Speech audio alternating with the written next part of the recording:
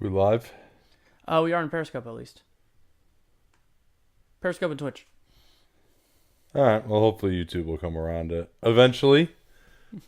Hey, game two, massive game two. I think it seems to me that Kevin Durant is on track maybe for game four. If the Warriors can be down 2-1 going into game four, I think they can still win the series if KD is close to himself. If they're down 2-0 and then game three becomes a must win and they don't necessarily have KD, that's big, big trouble here. Perhaps we're prisoners of the moment in game one, but a lot of the things, like we've talked about in many series, the things we were concerned about happening for the Warriors in game one happened, and the things we thought would be strengths for the Raptors were strengths in game one. Absolutely. And I mean, Toronto's defense was excellent. They were able to keep the Warriors out of the spaces that they're most dangerous. I thought the way that Marc Gasol defended, we thought he might be a liability. He was an absolute strength in game one. Toronto's offense also looked a lot better than I expected to.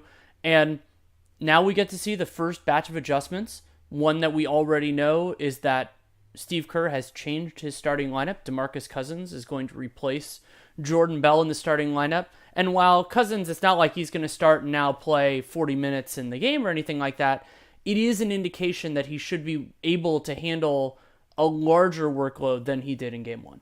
Well, and moreover, if his performance holds up, he's going to get more minutes. I think he's getting enough of a chance with the starters to see whether he's can actually be a Yeah, difference it's a maker in great this point. series. We didn't really see enough of him in game one. I thought he did enough to earn more time. Other people were not as high on what he did in game one. I thought he actually looked pretty good. He only got beat once defensively.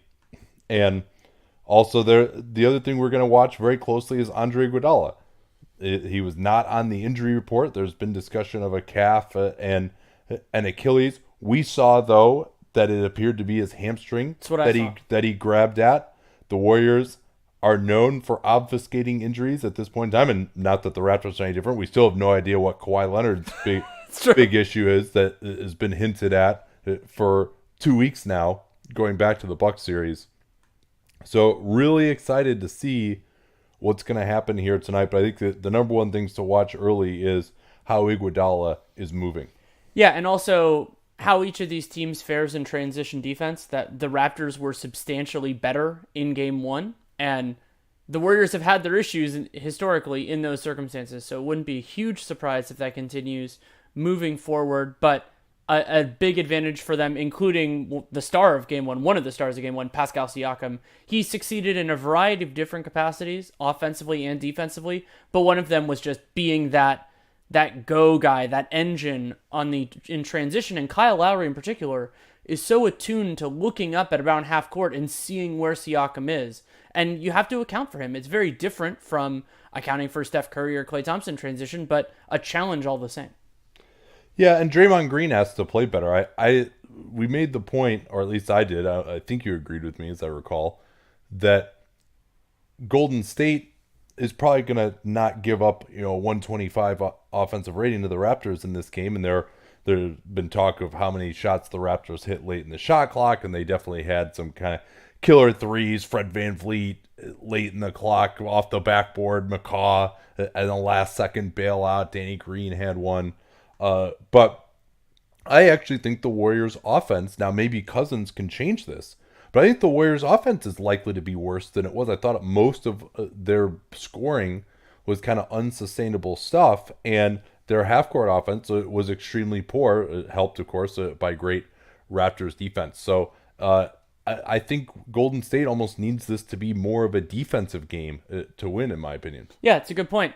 And I mean, the presence of Cousins then makes that an interesting question because he is more limited than some of the Warriors' other options on that end. And a cool stat from Dan Feldman: DeMarcus Cousins now has played just 3 career playoff games, which is the fewest ever for a player who is starting in the NBA Finals, passing Kurt Rambis for the fewest all time.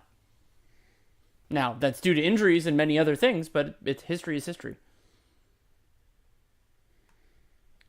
Yeah, another thing to watch is what the Warriors do against Marc Gasol. I thought they had more success screening with Gasol's man away from the ball. Gasol was pretty good getting out on the floor, especially when they forced the Warriors towards the sideline. Kevon Looney talked about this after the game, that they want to try and get those screens now for Curry going to the middle, and he had more success attacking hard off the dribble, beating Gasol even when Gasol was up at the level of the ball on those screens.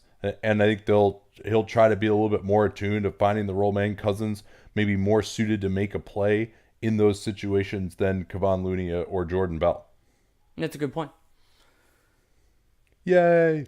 No changes as expected for the Toronto Raptors in their starting lineup, but we'll have to keep an eye on whether Norm Powell plays more. It was such a strange part of Game 1 that Patrick McCaw was on the floor for longer than Norm Powell, considering how well Powell played in the Eastern Conference Finals. Yeah, and perhaps there's a thought that McCaw knows his teammates or just would be more motivated, or is a good story to fire everyone up, whatever. I don't think he's a better player than Norm Powell, though, and we'll see what happens there as we get into the late first quarter tonight. Gasol wins the tip, and we're underway. Lowry, here's Cousins pressuring Gasol quite intensely here. He's probably going to get tired early if he keeps up this pace. Here's Leonard out of the corner. Thompson gets a hands on it, but Leonard recovers. That leaves Lowry open in the corner, and Cousins can't get the rebound. He's going to stay here as Gasol had pretty decent position. Good effort there, but the long bounce and no one available to recover for either team in the corner. Here's Gasol.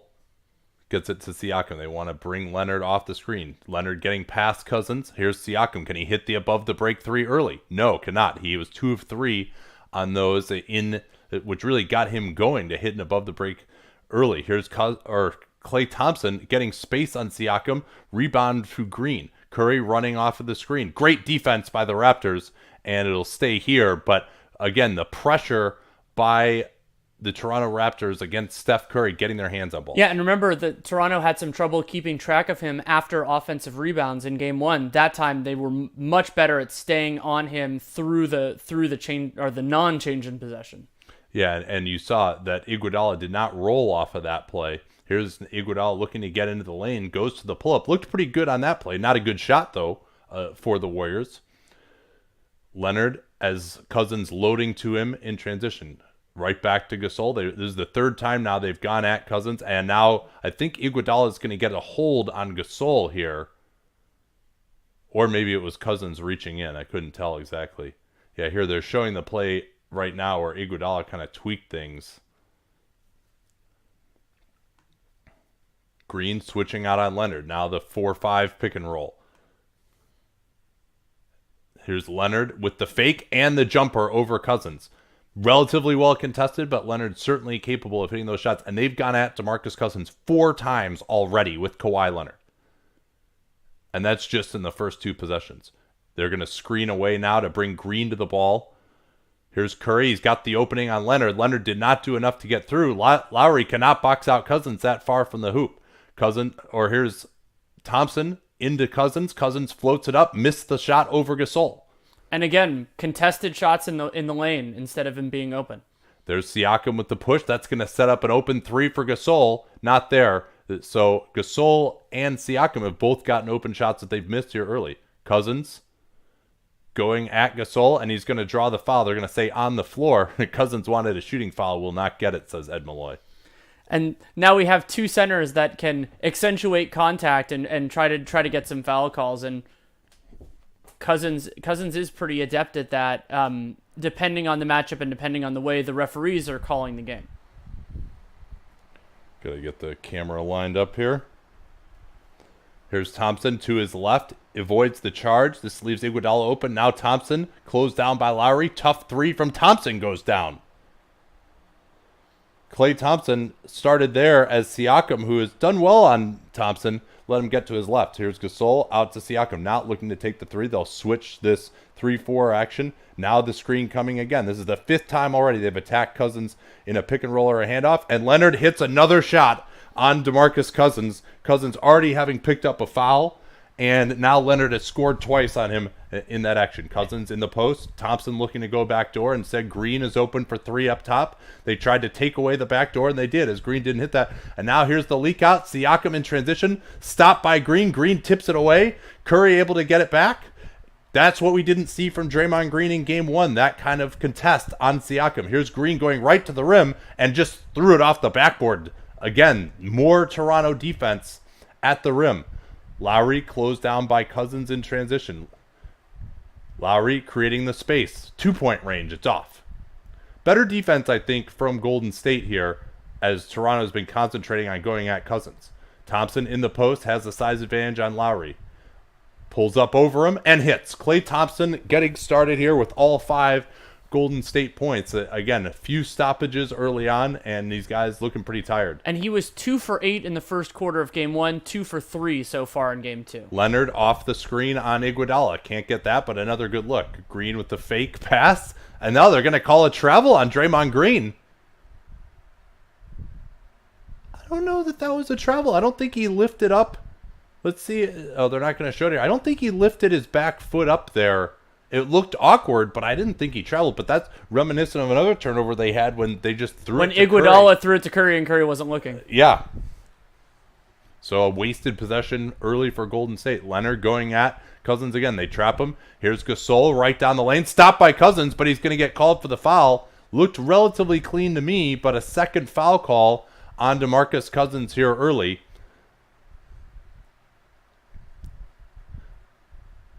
He did have the left hand on him. And yeah, he kind of gets him.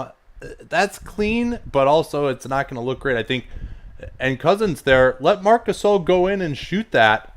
Yeah, they on had help Draymond there. Green. Like, Marc Gasol is a very poor finisher at this point in his career. But, I mean, that's the 6th time, either by handoff or pick and roll, that they've gone at Cousins already. See if Kerr is going to stick with DeMarcus here. They have so many center options that they don't need to, but maybe they want him to get into more of a rhythm, another 2 minutes or so, and then they'd go to Looney.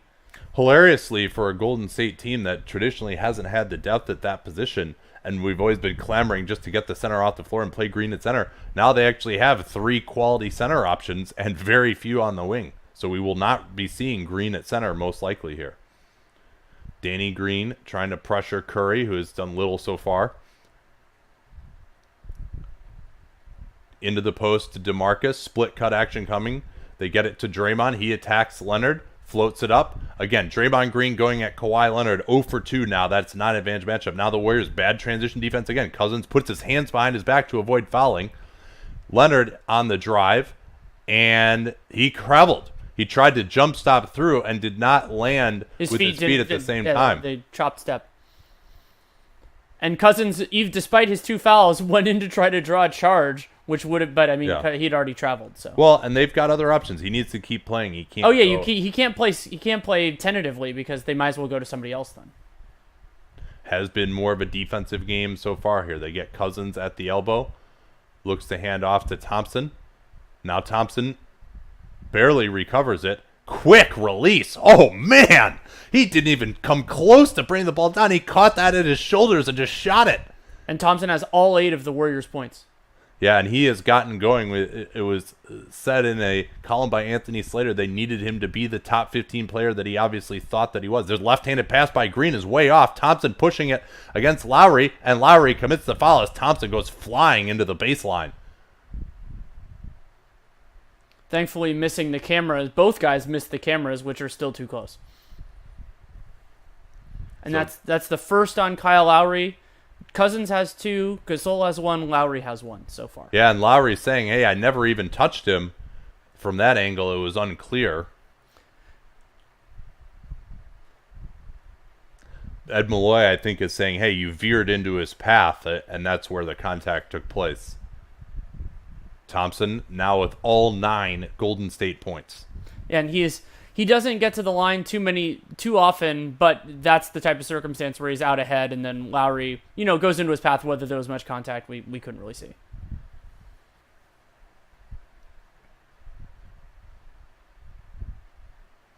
Thompson backed out too early as he shot that one, and as a result missed it. Guys always do that on the second free throw. It kills me. Pick and roll with Leonard. Again, his three, way short that time. Cousins, I think, I'm not like that worried about these shots that Leonard is getting right now if I'm Golden State. If he heats up on those, then maybe. But Thompson, and he's fouled. Hold on Siakam, who, as we have noted throughout the playoffs, is quite well known for doing that. And Siakam's left hand was right on Thompson's chest. Some refs don't call that, but as I understand the rules, it's a foul. All right, I will be back momentarily. I forgot to load up on my usual tea. I will answer some questions. And mention patreon.com/Duncan LaRue. We actually just released a subscriber-only podcast. Questions asked by and obviously answered for subscribers only. Really great stuff in terms of ranking Warriors opponents, if we were elite free agents, where we would want to sign, going through that thought process, and a lot of other things. Are you guys playing in the Chris Haynes game? I am not. I don't think Nate is, but I don't know for sure. No, I'm playing. What? I said I'm playing, or playing. I'll be there.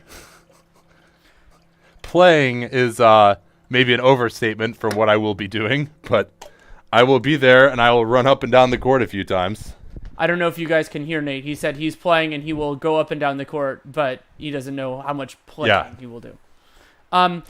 What does Draymond specifically need to do better for guarding Siakam? I think sometimes it's just being physically in his way. Like Siakam had a few plays where he got closer to the basket than Draymond would normally concede for an opponent. And I mean, some of that is also just getting used to where Siakam likes putting the ball. There were a couple like lefty scoop shots that I don't think Draymond really thought Siakam had in his arsenal. So he didn't have his hands in position to stop it because he didn't know he had it there to do.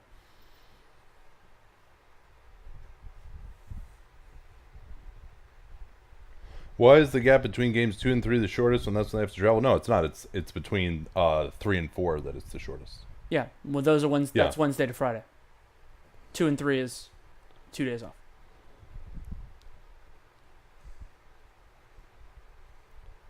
Can the Warriors sustain with the Raptors attacking Cousins? I mean, what's Toronto's offensive rating right now? It's not amazing, right? I don't think so. Yeah, I mean, it's below a point per possession easily. They've got 7 points, and yeah, Kawhi has 5 of them.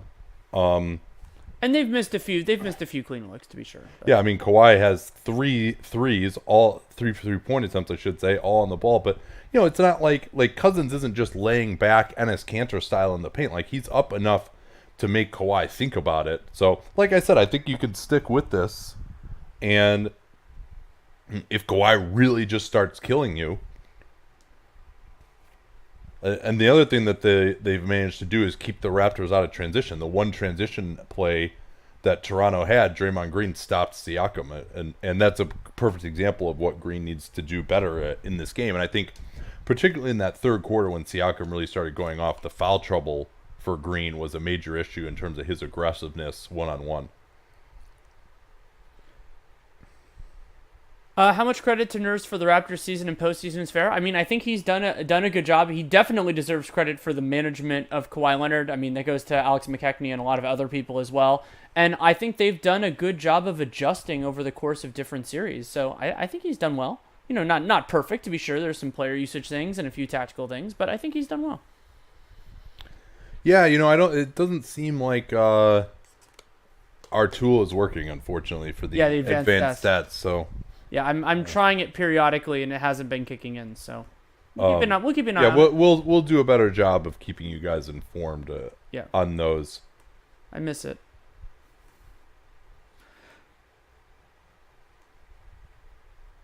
We got a question on kind of like the Maverick summer. I still need to process what their options are a little bit more, but we'll do an off-season preview for them, unless we already did it. Backdoor for Klay. He couldn't get a handle on it. Iguodala creating the space. Oh, nice pass underneath, but Looney just wasn't quite ready for it, and it goes out of bounds. The pass could have been a little more accurate, but I think he needed to throw it there to get it through that thicket of arms. So a couple turnovers now for the Warriors. They lead it. Klay Thompson 9, Raptors 7. Gasol looking to bring Leonard out of the elbow. Fake DHO goes at Looney. Not really a great shot. Thompson creating the space on Lowry, shoots over him, not there. Siakam looking to push it. Looney turns around, and they're going to get a wide open 3 for Kyle Lowry as Looney just saw Siakam coming up his back, turned around, Draymond Green was also trying to pick up Siakam. That left Lowry wide open for the three. So the push immediately for Siakam gets a three-pointer for Toronto. Into the post to Green, guarded by Lowry. Spin move, goes right past Lowry and blows the layup. Green now 0 for 3. I believe he's 0 for 4, actually. Here's Leonard in the lane. He's got the size advantage in Iguodala. And Iguodala, somehow he tips it in. Whoa, what a play by Kawhi. That was total luck. So maybe not that great of a play, but Leonard was worried about Iguodala's strip move and missed the layup. Here's Thompson, double teamed by Gasol, who gets back to Looney before the pass can come. Now Klay going to his left. Into two guys. Charge is going to be obvious here. Kyle Lowry guarding Draymond even more than Iguodala. He had Iguodala a lot in game one. And now they've got Lowry on Draymond, and Lowry causing problems with the help here again. He likes the help off that strong side corner, and Draymond Green not necessarily a threat there. And moreover, NBA players a lot of times don't expect help to come off the strong side corner because that's usually considered a no-no. And now a foul call. That's a Russell Westbrook style frustration foul from Green, probably because of the missed layup. Like he Well, wasn't. and he just yeah, I mean this is now 3 turnovers for Golden State and a foul on Green. Here's Leonard. They don't switch this. He engages 2, goes right through Looney, and Looney is down. Leonard just a truck. Right through the chest of Looney for the foul. We've talked at various points over this season in playoffs about Looney's struggles against stronger players. Usually that's bigs, but Kawhi Leonard is real strong too. And I mean, that was part of it, and I don't think Looney had his feet all the way set and just got knocked back. And that was really, that is the right call on the foul. But Leonard, with really good pick and roll operation there, he attacked right at the moment when it seemed like Looney wanted to go away and let Iguodala take him. Never let Iguodala get back in front, and never really let Looney commit in front of him either. And so that's how he was able to get to the foul line. So since the timeout, Draymond with that missed layup, and Toronto has scored 7 straight. Fred VanVleet, who has been a bane for Steph Curry, who's yet to even take a shot here so far, as they've gone into clay ball mode early. Iguodala, not looking to attack, finds Curry. Now here's wide open Draymond Green underneath. Good roll to the rim by him as Leonard was supposed to switch onto him and then just came up to guard Curry instead. Great pass. Golden State with a good look at the rim. VanVleet now switched onto by Green. Oh, and Siakam just totally got Klay, but blows the layup. Now Thompson in transition showing off the handle. Here's Iguodala 2-on-2. They try to get Klay on the flare screen. He shoots over VanVleet and hits Klay Thompson.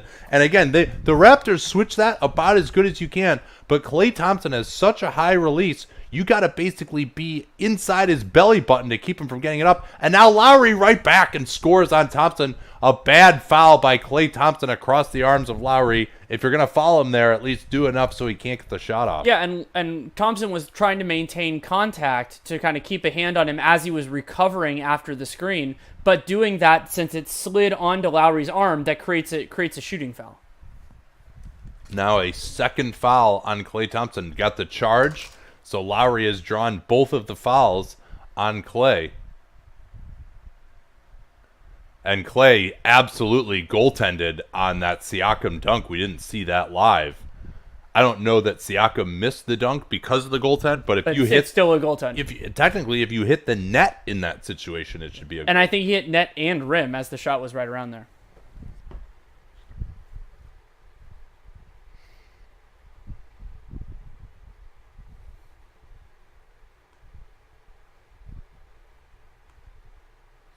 Why do they have Kawhi on Iguodala? Because he's a nasty help defender, and if you put Kawhi on somebody who's a more reliable ball handler or shooter, then Kawhi can't help as much.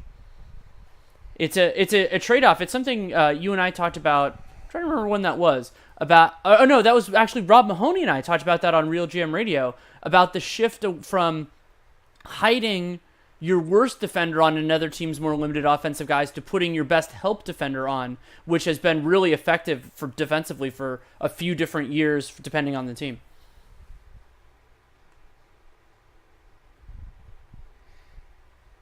I think teams overreact to the shooter behind the screen, letting Kawhi shoot from there. For now, seems right. Well, it depends who it is. I mean, Kawhi Leonard is a high 30s three-point shooter, especially in the half court. You don't want him to get a clean look. Now, if you're getting decent pressure on him, from the guy trailing over the screen, and then the big is at least up there enough to make him think about it. It's when NBA players can anticipate what they're going to do ahead of time and know that something is going to be there, they shoot a much higher percentage. So you got to at least make him think that, I might be close enough to stop him, and he's not entirely sure as he's going off that he's got a great window. Warriors are getting all the calls. What are you talking about? It's amazing how people interpret like one or two judgment calls into being a narrative of, the refs want X. The Warriors have committed 6 fouls, and the Raptors have committed 3. Okay.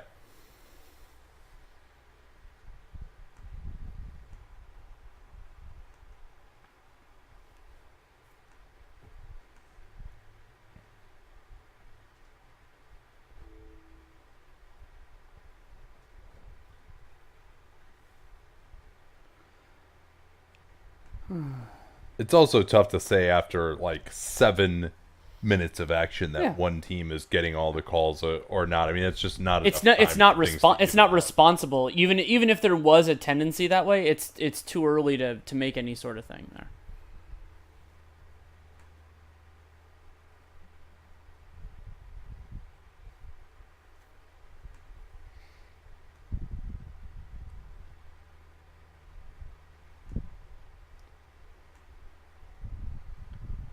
So it's going to be McKinney in for Iguodala, and let's see if that's the only sub. That'd be interesting because this would normally be close to Thompson's rest period. Right, that's why I was thinking there would be another one. Maybe they'll play him a little bit longer before bringing in Livingston. Yeah, also worth watching. Yeah, Iguodala is out. How many minutes is he going to be able to play? And Livingston, his minutes are quite Livingston limited is in for Klay Thompson as well. That's what I expected. Yeah, so this is the unit that has basically no shooting. So we'll watch how they defend Steph Curry in this lineup. And Golden State already struggling to score before this. So they have had a couple of looks that they've missed, but so is Toronto. Van Vliet with token pressure on Curry. They screen for Draymond. Curry's going to be open here. Gasol out on the floor. Swings it to McKinney. I thought Curry had a chance for the shot, and McKinney just throws it away. That was terrible. Here's a 4-on-2. The alley-oop to Siakam. Oh, man. Finish. Wow. Woo. That was top of the square. I wasn't sure he was going to get that one, but an atrocious turnover by McKinney. Now here's Curry trying to draw the foul, and he is going to get it with Van Vliet, who was late getting back behind him. Not a good foul from Fred Van Vliet.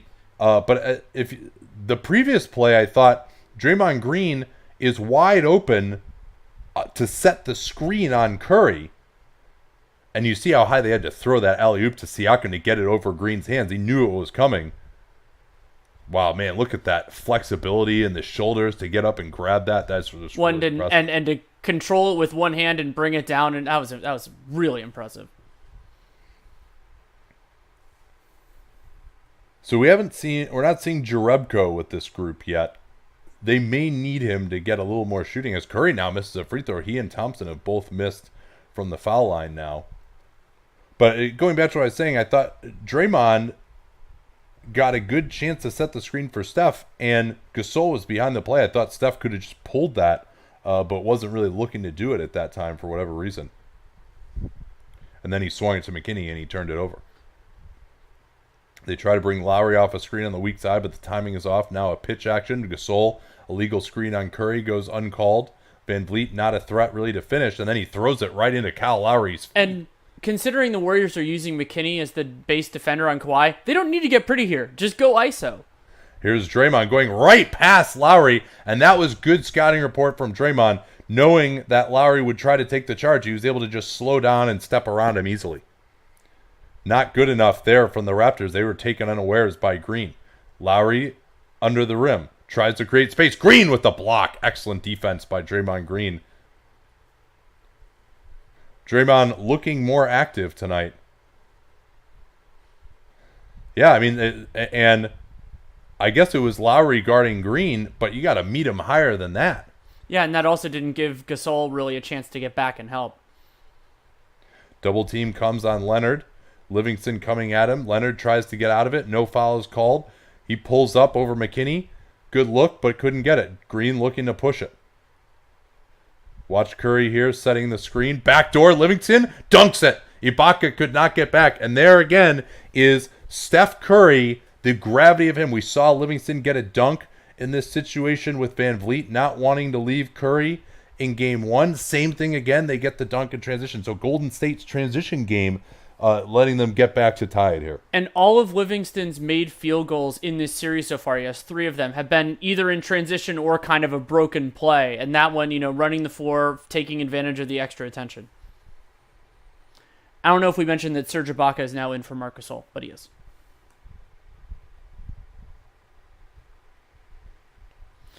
How big of a record scratch is McKinney? He often takes the shot if the shot is there. However, if he doesn't feel that he has enough space, then he becomes a pretty big record scratch guy. But if he can pull, he usually does. So usually that's not quite the type of guy. It's more the ones who refrain from open threes that are the more traditional record scratches. All right. Any ad hominems in the chat will lead to people getting kicked out. So please, no disparaging your fellow commentators, please.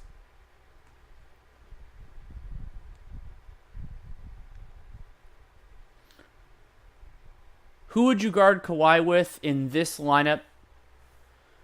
So I'd probably, the Warriors don't have that many guys to put on Kawhi. I'd probably have Draymond in this configuration just because I don't trust McKinney. But if they're not going to ISO, then you can have McKinney on him.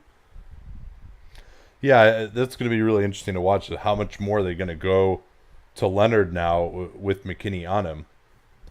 And yeah, he's in now. That's a deep three from Van Vliet is off. Leonard getting past McKinney on the boards to keep it alive, but then Green got up and Ibaka commits the foul.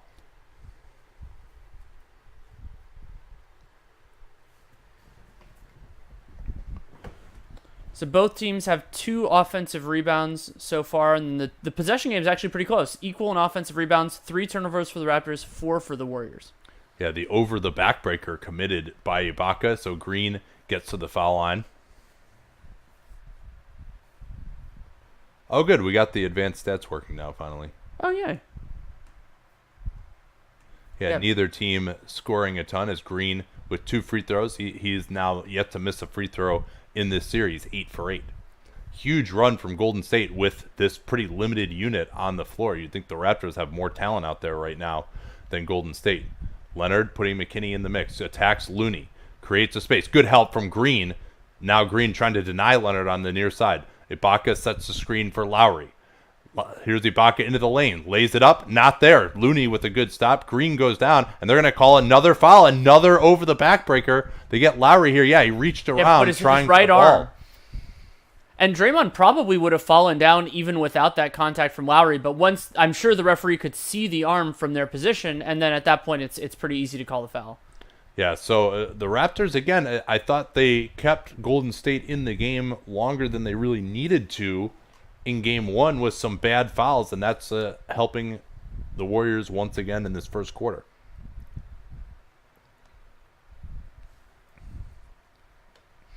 Those of you who know, Alfonso McKinney played for the Raptors, was actually under an NBA contract all season, but played very, very few minutes. Did not play at all in the playoffs. After 5 of 26 three-point shooting in Summer League, he was let go, brought in as a camp body, maybe a potential two-way guy for the Warriors, and then he beat out Daniel House in camp, and Patrick McCaw never signed with the Warriors when they offered him that $2 million a year deal. Van Vliet now trying to get it to Siakam against Livingston. Green comes with the help. Siakam powering through Livingston. Man, he's got great What a great touch. job there, pushing through and getting to his spot. I thought he might try to settle. Didn't settle at all. I mean, the most impressive thing to me about Siakam, among all the skills that he's improved, is just his touch around the rim. They try to get Livingston backdoor again. That's something that they saw on film is Van Vliet not willing to leave Curry. Now McKinney makes no contact on the screen. Curry into the corner. What movement, but way off. Livingston recovers. That looked like a foul on Siakam who went through his legs. Here's Van Vliet pushing it. Ibaka, back to Van Vliet. And Curry, great hustle back by him, although it looks like he may have injured that finger a little bit again. Steph Curry not getting a ton of open shots. What is this that they're doing here? I didn't even recognize who that was that he was talking to. Is that Rick Celebrini? Anyway. Ibaka to Green, not a great passer. Van Vliet, forced baseline by Livingston, throws it into nowhere. Now Green is going to have to create against Curry. He loses it. McKinney on the ground. That leaves Green wide open for three, and Toronto not hitting the three-pointer as much early, but Green with a floater. It bounced right back to him. No Warrior reacted. Draymond looking to push it. He's got Van Vliet on him. Now they're going to look for Curry. Instead, Livingston with the midline jumper. Not there. Midline? Mid-range? Let's try that. And that was better contested than those are often in the regular season. Danny Green was right there. Van Vliet. Man, another crazy layup by Van Vliet. He has made some incredibly difficult shots that were just completely not a part of his game basically all season. Here's Looney with the screen, and Van Vliet called for his second, holding Steph Curry. And that will put Steph Curry at the line once more. This crossover from Van Vliet, I mean, that's great verticality from Looney. And usually you don't expect the ball to hit the rim, front of the rim, then the backboard, and then drop in like that. I mean, that's just an impossible shot, and one that I think the Warriors will take. Curry almost missed another free throw. He was 14 of 14 in game one. Yeah, and Curry has not made a shot from the field, but is now 3 of 4 from the line. Only 3 Warriors have made a shot from the field. Klay has 4 makes, Draymond has 2, and Livingston has that 1 dunk.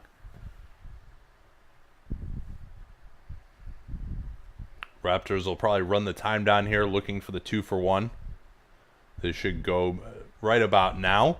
Here's the screen from Ibaka. McKinney gets through it. Van Vliet into the lane, feeling himself, and that time it didn't work out. Not time for the 2-for-1 for Golden State. They'll just push it in the normal fashion.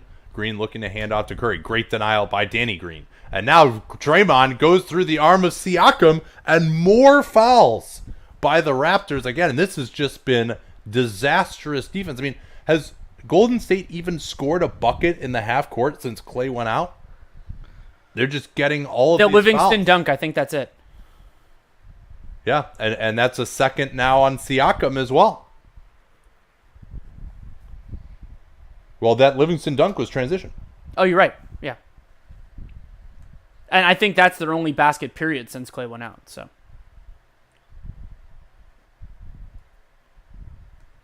Yeah, 13 free throw attempts when Green is done with this session at the foul line.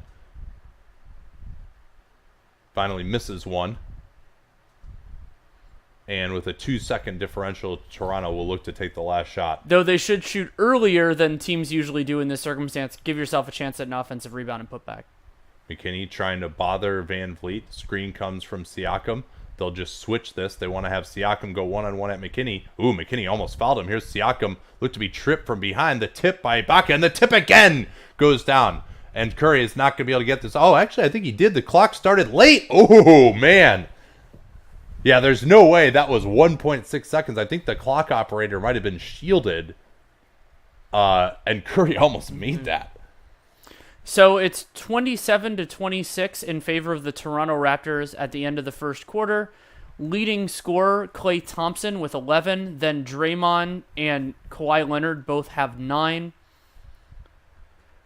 Possession game is in favor of the Raptors, especially after that 2 offensive rebound possession now. 4 offensive rebounds for the Raptors, 2 for the Warriors, and then they have the turnover advantage 3-4. Yeah, and I'll be interested to see the shot charts here. I think that Toronto has missed a lot of shots around the rim. Some good Golden State contests. They've also had some pretty decent looks that haven't gone down. Quickly, though, what do you make of this game here? I still think Toronto is looking better. They're just making a lot of dumb mistakes right now. Yeah, I mean, I think Toronto's defense has been very good overall, but they've hurt themselves with some totally unnecessary fouls, which have been correctly called. They've just been unnecessary.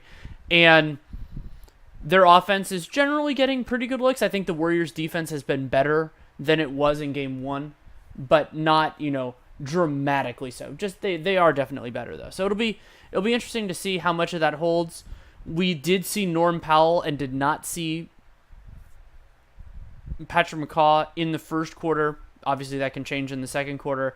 And how do these rotations change now that DeMarcus Cousins is the starting center? Is he going to play with the second unit? Are they going to go with Jordan Bell in those lineups? I'm going to be interested in that as well. Yeah, some red on the shot chart for Toronto as expected. Load.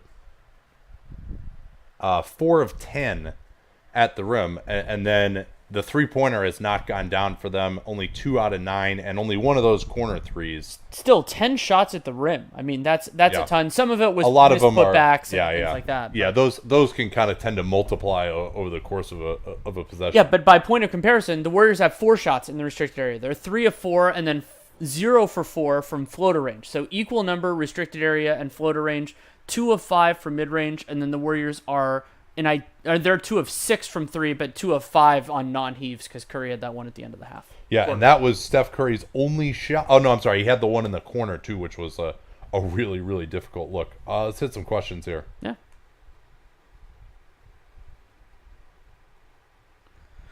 Are the new freedom of movement rules being called to the same degree in the playoffs and regular season? I think it's a little bit less, but closer in margin than I expected. I think, And they've called a few in late game situations. So I think Monty McCutcheon talked about how that they were going to keep calling it through the season. I think they deserve credit that they've largely done that. I think they're letting a little bit more go on the aggregate, but no, I think they're calling it.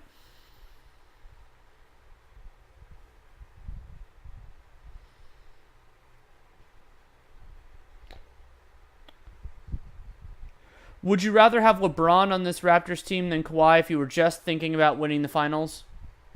I wouldn't, because you have to defend the Warriors.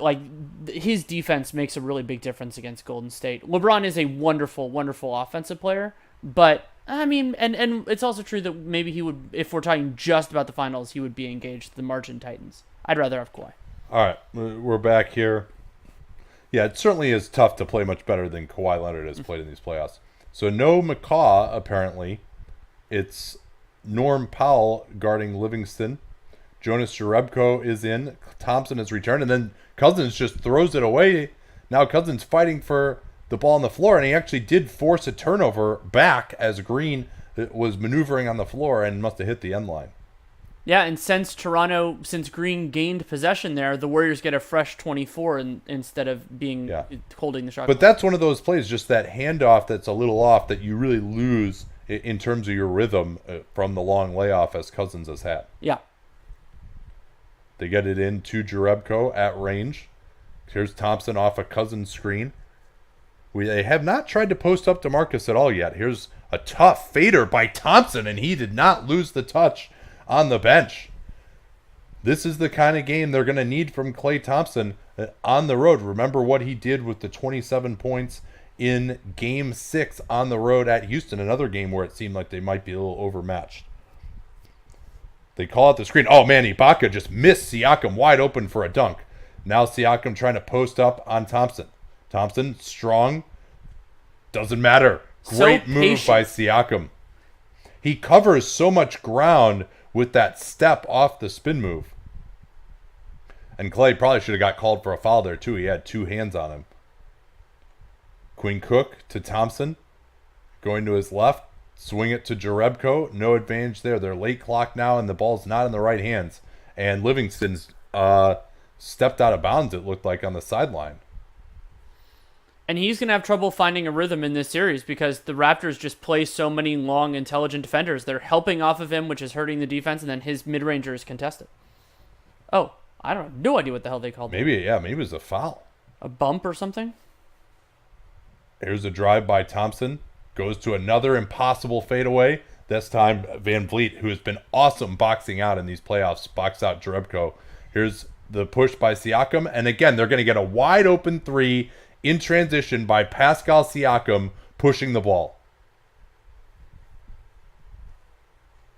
Great start to the quarter for the Raptors, and Steve Kerr has already got a timeout ready. He is not happy with that transition defense. And I think, Danny, I mean, they got nowhere else to go here other than Thompson coming off the screens. Why not throw it into the post to Boogie? Let him see what he can do. Yeah, and it's against Serge Ibaka, which is at least a more advantageous way to do that than if Marc Gasol were in there. Yeah, going against Marc Gasol in the post after a long layoff, yeah, I don't necessarily see that, but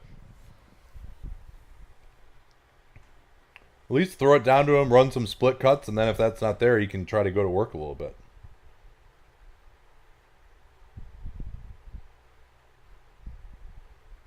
Presumably Kerr will come back with this same group. Yeah, I don't think he's going to bring Draymond back this quickly.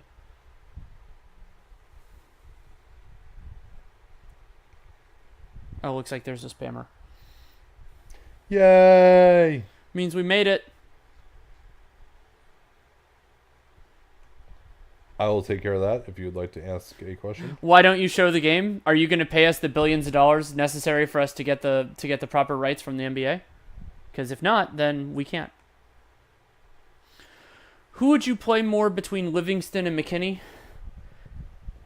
Livingston's lack of shooting to me is a greater concern. And McKinney's, I talk about his defensive limitations all the time, but the margin between those two is not that great. So I would play McKinney more, especially given the team's current limitations. Is it just me or Siakam suddenly better than he's ever been? He was really damn good during the regular season as well. What I wondered about was whether especially the effort-based part of his success, because, I mean, Siakam his give-a-shit index is incredibly high, and a lot of times teams and players who have that as an advantage, it dissipates during the playoffs because everybody else's ramps up. But, I mean, his athleticism, his quickness, and then I've been really impressed with his patience and sense of pace. He's been excellent. I don't know necessarily that he's been better than the regular season, but the margin has been much smaller than I expected.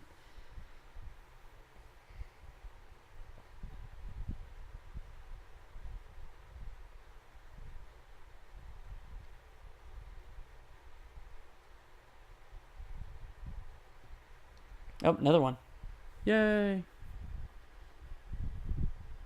Is Damian Lee an option? He is not. So the way it works for two-way players is that they are eligible until the end of the regular season unless they are, converted or put onto an NBA contract. Their two-way players are ineligible in the playoffs. That is why the Warriors had that sense of urgency last year with Quinn Cook, because they wanted and needed to have him on the roster for the playoffs, so they had to get him on an NBA contract. Damian Lee is traveling with the team because he is still a member, but he cannot play in the postseason.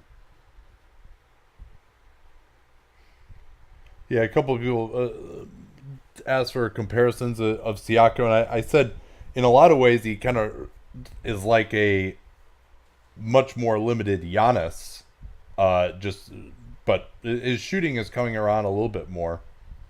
Yeah, here we're going to see this terrible transition defense here for the Warriors. They just don't get in front of him, and then three guys go and load, and there's just nobody there for Fred VanVleet. And that's the right pass. That's why you want to, in transition, get down into the corners early so that you got to guard the corners and the rim. That trail three is going to be open. Cousins looking to hand off to Thompson. DHO fake. And VanVleet off the corner, and the pass from Cousins was just a little bit off. Now Cousins trying to go through Ibaka, lost it. Here's the drive by Norm Powell in transition. Left-handed pass out to Green, but great transition defense by Cook to get back. Now Green trying to go one-on-one against Cook with his post game. Floats it up, way off. Not a good possession from Danny Green. And the side floater, to me, is way harder than when you're straight in line like his first one, which still surprisingly went in. Cousins looking to post up Livingston. Double team comes, they'll swing it. Cook into the lane. He's got Jerebko wide open corner three. Doesn't get it.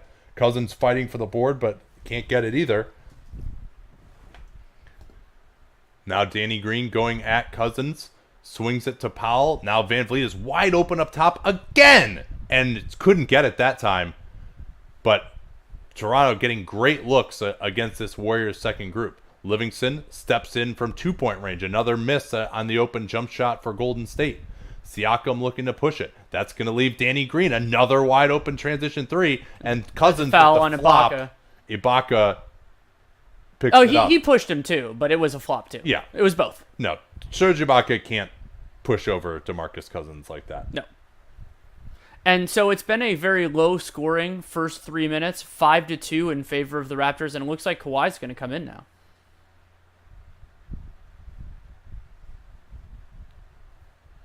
Yeah, so it seems like Steph is struggling. They're with some saying kind of he's an they're illness. saying he's sick. Yeah. Yeah. Kawhi has returned, and they're going to get another foul on Ibaka. Curry back on the bench.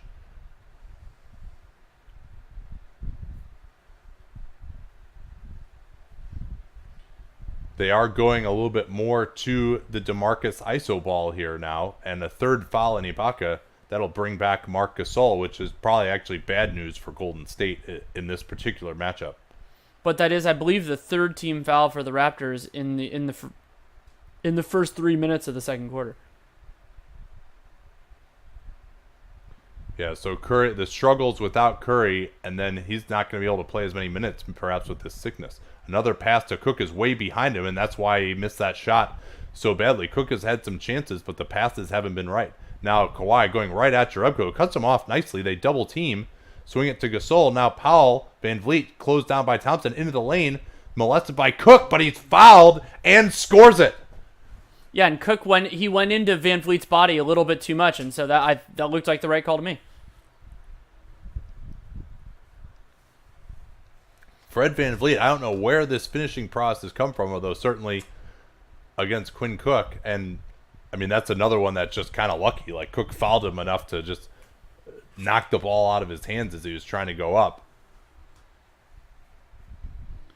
So Van Vliet, before this free throw, up to 7 points, 3 of 6 from the field, 1 of 3 from 3, and I believe two of those 3 looks have been wide open, just taking advantage of the Warriors, leaving him to guard other guys. But hey, that's great work if you can get it. Curry is back, and this is much earlier than Steve Kerr would have liked to bring him back, but the offense has been atrocious. Green is back as well. I think Kerr kind of recognized things slipping away here, and they're back to their starting group, Sans Iguodala. Double high screen into the post to Cousins. They're going to screen away for Curry. Cousins with the move into the corner. It's McKinney wide open. Another missed open three, but Green keeps it alive. Curry from up top. That's off. McKinney with a great rebound. He's out to Green. Corner is Curry. His quick release from the left corner misses again. So Golden State has had some open chances here to cut into this lead. Curry now 0 for 5. Leonard, that's a clear foul on McKinney, who was moving forward into Leonard after he got shoved off, and Kawhi saw it easily. Stephen Curry, he has made 4 free throws, but he's 0 for 5 from 3 and has not taken a 2 so far in this game.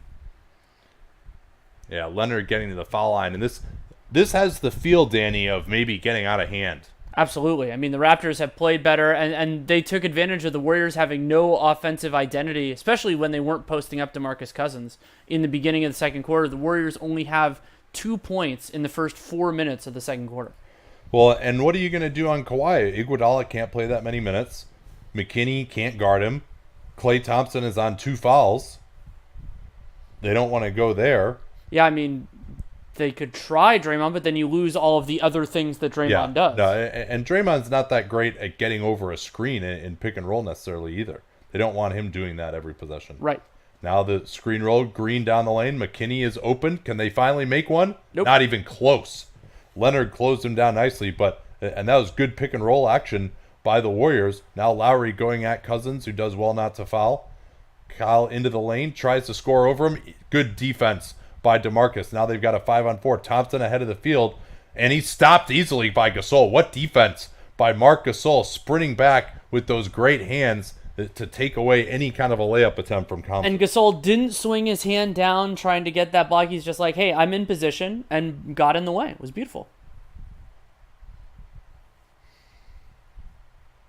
Still 19 to work with for Golden State.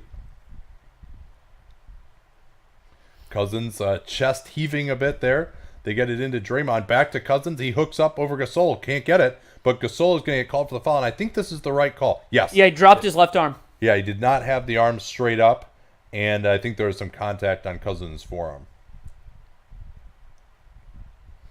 I think Cousins actually looks fine so far. I mean, I think the bigger issues are just in transition defense. Yeah, that's a clear foul on Gasol. He's got no argument there. Yeah, physically, I think he's done all right. And the issues that he has had, other than like a few kind of like awkward handoffs and things like that, have been more issues of DeMarcus Cousins as a basketball player, not issues of DeMarcus Cousins returning from a layoff. Cousins finally getting Golden State some points here in the second quarter.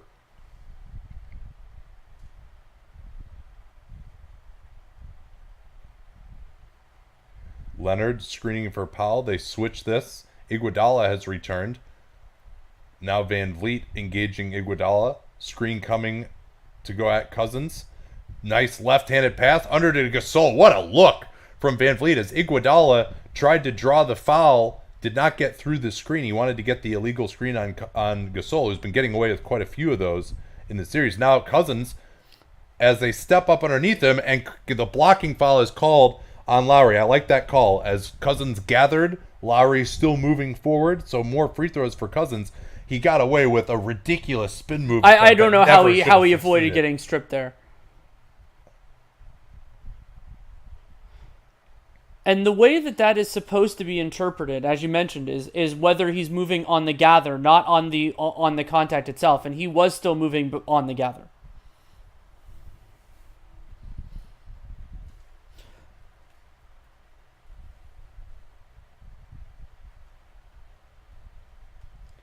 Presumably Cousins is going to be replaced relatively soon here. You'd imagine Kerr doesn't want him playing too long of a stint, but he's got it going a little bit here. And that the third foul on Lowry, Nick Nurse staying with him. He's usually pretty aggressive when it comes to foul trouble. Now they're trying to involve Curry for the first time in pick and roll. Leonard closed down nicely. Here's the drive by Van Vliet. Finds Lowry in the corner over Curry. That's off. Oh, but Leonard beat Iguodala to the ball. This leads to a wide open Lowry three.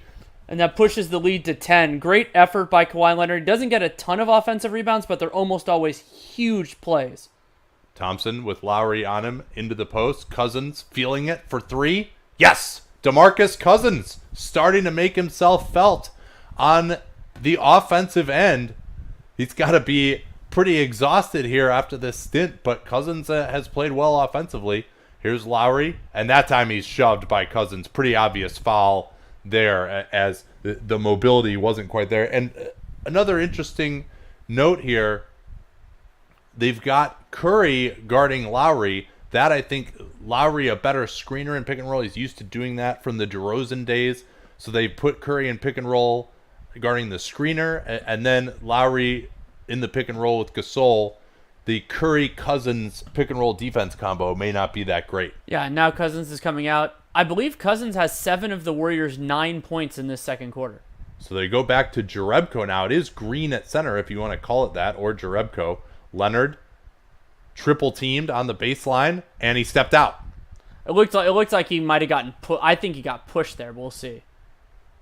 Yeah, and Leonard really, despite the fact he was triple team, didn't have the angle, didn't have anywhere to go. Here's Green down the lane, floats over Gasol, not there. Tip from Jerebko, that's off too, and it'll go to Toronto. I think they're going to call Jerebko with the push, hitting Kawhi in the head. Yeah, it looked like pretty limited contact there, and I'm not sure how Ed Malloy, standing on the near sideline, was able to see that either.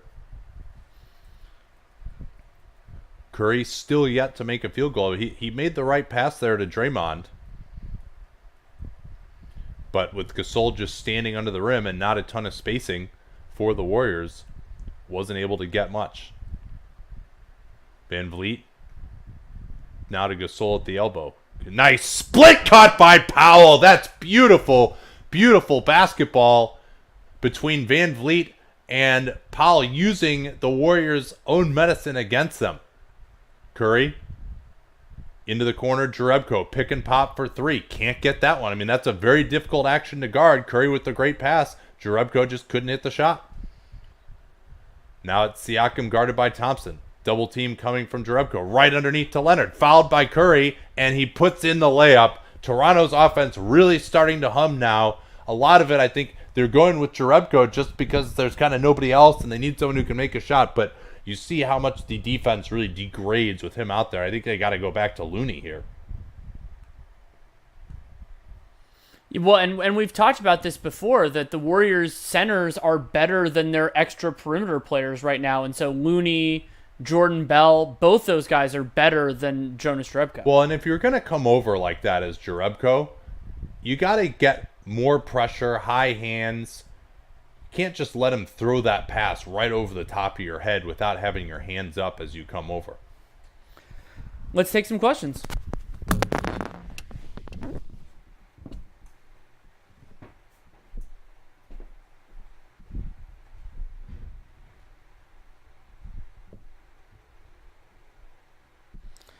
How much would you play Looney and Boogie together as Golden State? I wouldn't play them together if you're maybe in limited circumstances, but I mean, Looney can make some mid-rangers, but it just feels like you're making life easier. And Looney's, he's a capable switch guy. I'd probably rather go with Jordan Bell in those power forward circumstances. Can the Warriors score consistently in the half court? It's a bigger concern for them than I expected, even with Curry on the floor. Now, we'll have to hear more about his illness. But what I've noticed is that they need to have pretty much their best personnel on the floor to even have much of a chance. And that's hard to do. If they're these second units, if these mixed units can't score on Toronto in the half court, then it becomes very difficult to build a sustainable offensive base. And that's part of why Toronto won game 1 and is significantly ahead in game 2.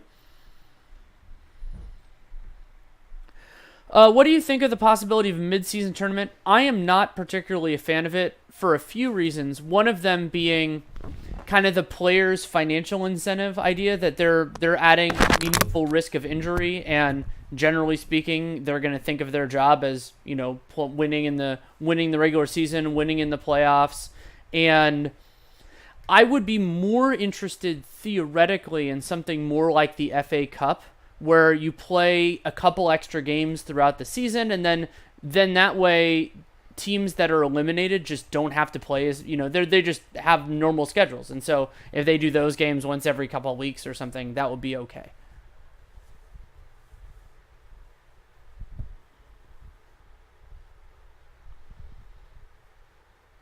What MLE guy signed this season would be better than Cousins for the Warriors right now? I mean, Brook Lopez signed for the BAE. I think he would be better for the Warriors. I mean, the defensive identity stuff would be you have to run your system a little bit differently, but I mean, and he's a great 3-point shooter.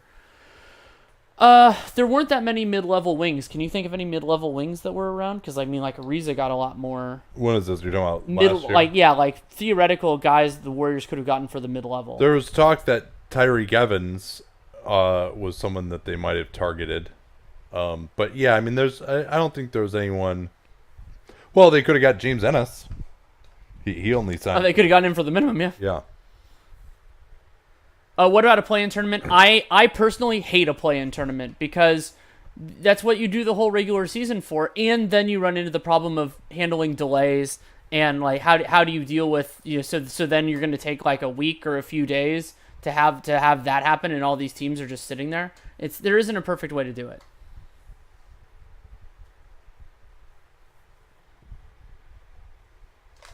All right, we're back here. Barack Obama and Adam Silver sitting next to each other. That's a star-studded group. So Leonard with a chance to complete the three-point play. And does so. Quietly, Kawhi Leonard having an excellent first half. And he was dominating the ball early, not so much here late. They remain with Jerebko on the floor. Thompson being held by Powell. Here's the screen for Curry. Into the lane. Out to Jerebko. Great rotation from Van Vliet to Jerebko in the corner. Now Curry rotated onto by Gasol. Goes into Siakam. Siakam forces the miss. What a defensive possession that was by Toronto. Now here's Powell on the drive and transition. Right back to him in the corner. Drives on Green. Green tries to draw the foul. Good no call. Double team on Kawhi in the corner. Jerebko with more active hands that time, but are they going to get a foul call on him? No, I think Leonard just stepped out.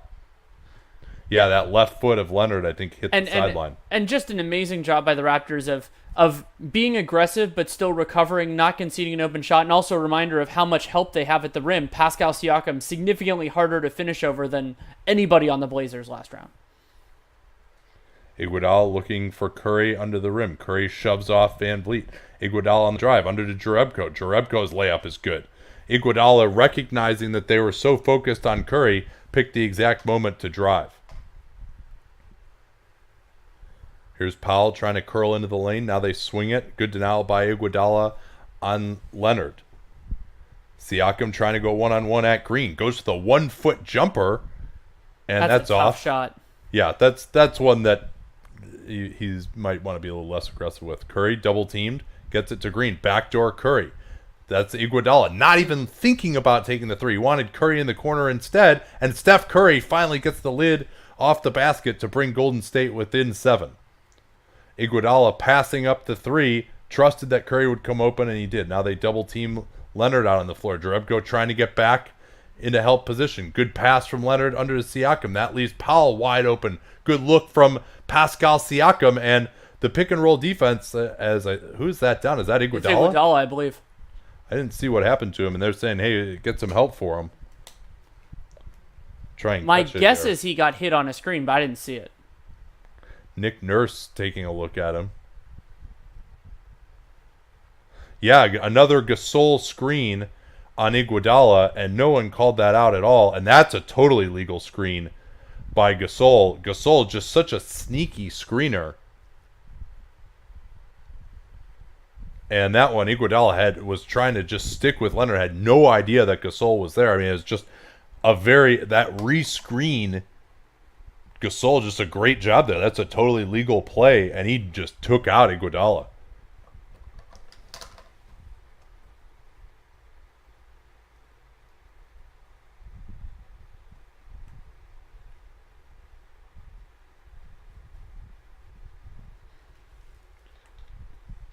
Oh, and people are saying that he rolled his ankle as well. Yeah, let's see if I can catch that. Watching it again.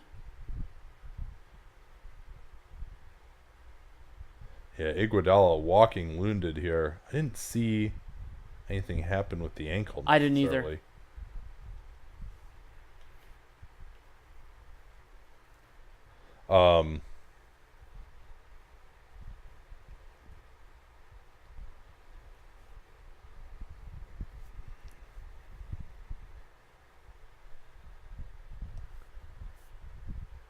Can we forward back to live? You realize it's a commercial, right?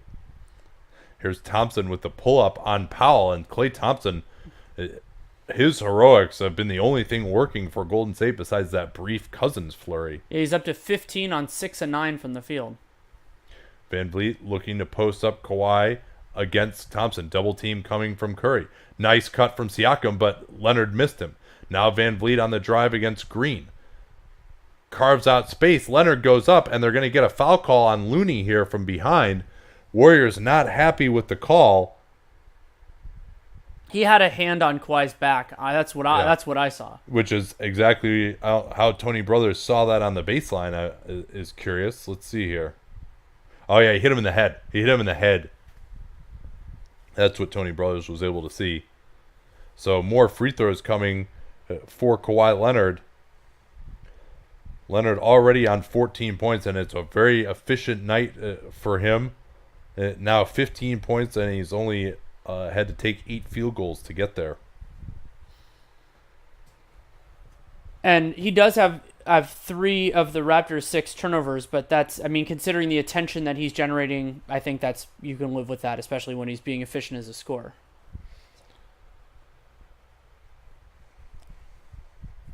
Let's see if they can get Curry going here. Green setting the screen. Leonard was just falling asleep and just left Curry wide open. What is Kawhi Leonard doing? He was just looking to see Thompson coming off the screen, and his man Green sets the screen, and Curry's wide open for a 3. Leonard has had some lapses in this series. He had a couple, I thought, in game 1, and that one was inexcusable.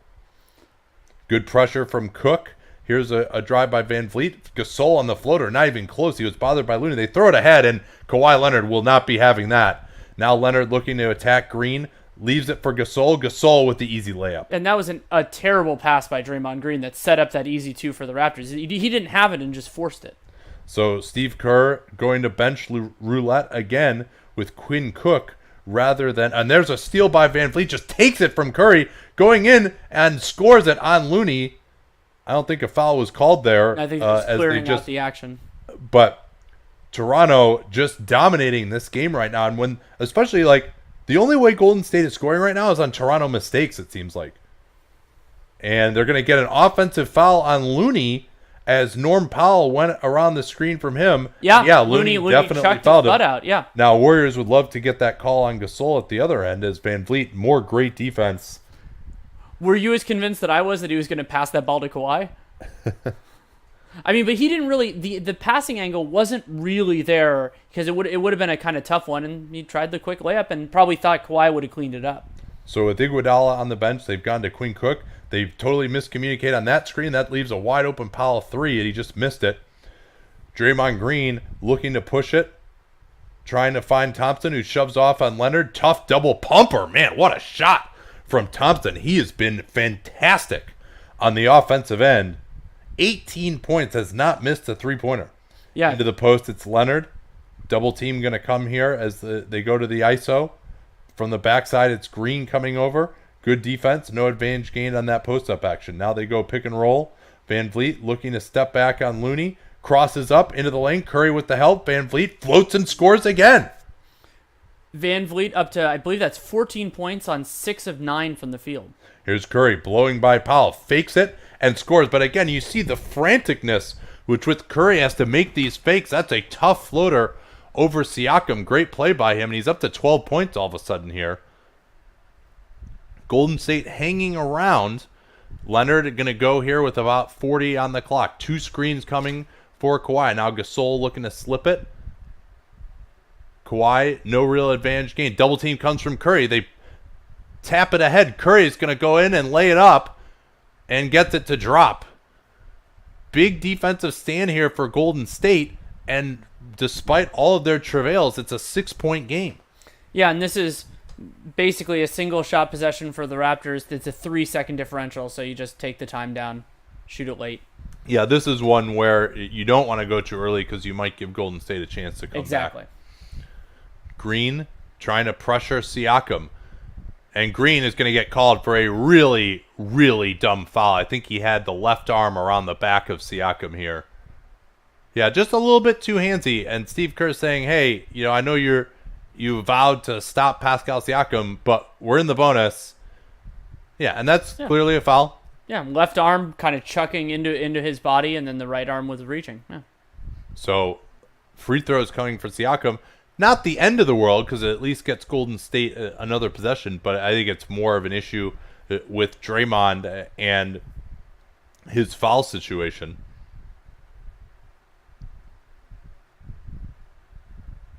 Siakam missing the first. Gasol will leave. Danny Green is in, so look for the Raptors to do more switching. It is interesting, though. I mean, we haven't really seen, even with Leonard guarding Draymond a lot of the time, we haven't seen the Raptors switch hardly at all. Maybe they're saving that for later. They, frankly, have stopped Golden State just fine with what they've been doing here.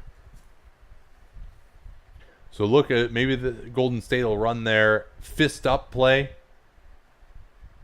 where they set a screen to the corner at the same time as a pick and roll. Here's Klay slipping it. Curry gets past Van Vliet, tried to draw the foul, and he will on Siakam. Siakam's third, and Curry will get 2 free throws for Golden State. So clearly a brilliant foul by Draymond Green. He saw all of this coming, the missed free throw, and then Siakam getting his third. Ooh, and that looked clean. That actually looked pretty clean. But you know what? Curry fooled the refs because he did the harden there. He did the extend the arms. And so I think the refs just assumed that Curry must have gotten a hit on the arms because he extended the ball that way. That actually was clean.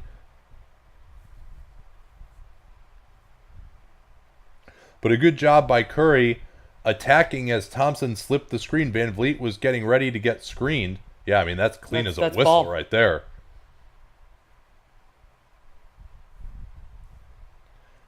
but Curry, one of the best in the NBA at just knowing when to attack off of ball screens, whether there's a slip, whether there's a switch, whatever it is. That was a great work by him. And we'll see if Steve Kerr putting Jacob Evans in for Klay Thompson affects the quality of the shot that Toronto gets here. Yeah, and Jordan Bell ice cold off the bench too. They're going to try to get it into Kawhi. Back to Van Vliet. Looking to get a screen. Van Vliet pulls up, throws it away, and will go into halftime with a 5-point game. Improbably, I would say. Well, yeah, I mean, a lot of what we saw in Game 1 has largely held. Toronto's half-court defense has been excellent, and the Warriors have struggled to get good shots. The Warriors' transition defense has not been much better than it was in Game 1, but still through a more modest free throw advantage than it was earlier in the game, but still significant.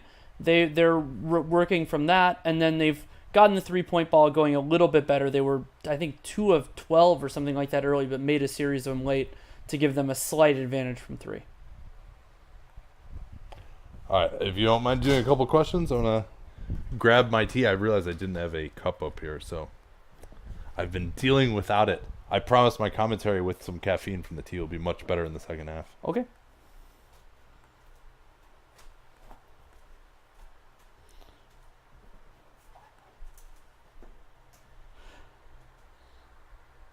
Any Iguodala news? You guys will probably find out before us because we can't be on Twitter as much when we're doing the show. So if anybody else has it, feel free to share. Do you think the foul limit should be higher than 6? I don't think it should be higher than 6 during regulation. I am a supporter of the idea that a coach should be allowed to give up a technical free throw in order to keep a guy in after they fouled out, and then once you hit double overtime, then you get a 7th foul. The guys who have not yet fouled out, that sort of circumstance. Once you fouled out, you are eliminated from the game. I believe that as well. Who would be the best 4 next to Karl Anthony Towns? So I think you'd want somebody who's a capable help defender. Ideally, but more of like a weak side kind of guy, not necessarily needs to be like a post up, like a strong 4. Ideally could space the floor. I mean, I'd be interested to see what he could do with somebody like Siakam next to him, who's, not as much of a power 4, but an incredible speed 4. That would be pretty damn fun. I mean, any of the best 4s in the league would be really good with him. Any of the best ones who can actually defend.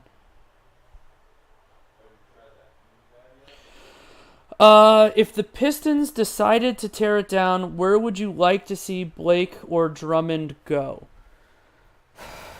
I mean, I'm pretty sure that any Drummond trade is a trade that I won't like for the team that acquires him, just because the people who like him think of him as a more valuable contributor than me. Where would Drummond be a good fit? I'm going to pull up the list. Blake, I've enjoyed Blake on the Pistons. I want him on a team where he has the autonomy to really have the ball in his hands. It's been a revelation that he's been this good. For Drummond, a team that really needs a center and is also a good basketball team. There really aren't that many. He'd be interesting. I wouldn't particularly like him on the Lakers, but I wonder what LeBron could open up in his game. I mean, I like Pirtle, so San Antonio's not as strong of an option. Washington, fine. I don't really have a big problem with that. There just aren't that many teams that need centers. Yeah, no, we've been asked that a number of times, right? Yeah. I would not like to see Blake on the Blazers because there are too many other good guys with the ball in their hands there. I mean, yeah, you could have some fun offensive stuff, but it would be a less fun Blake Griffin. It might be a more fun Blazers, but it'd be a less fun Blake Griffin.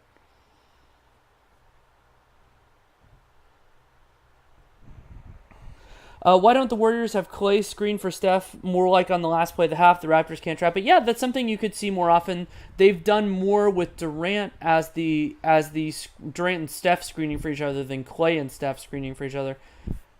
So yeah, I think they could use that a little bit more.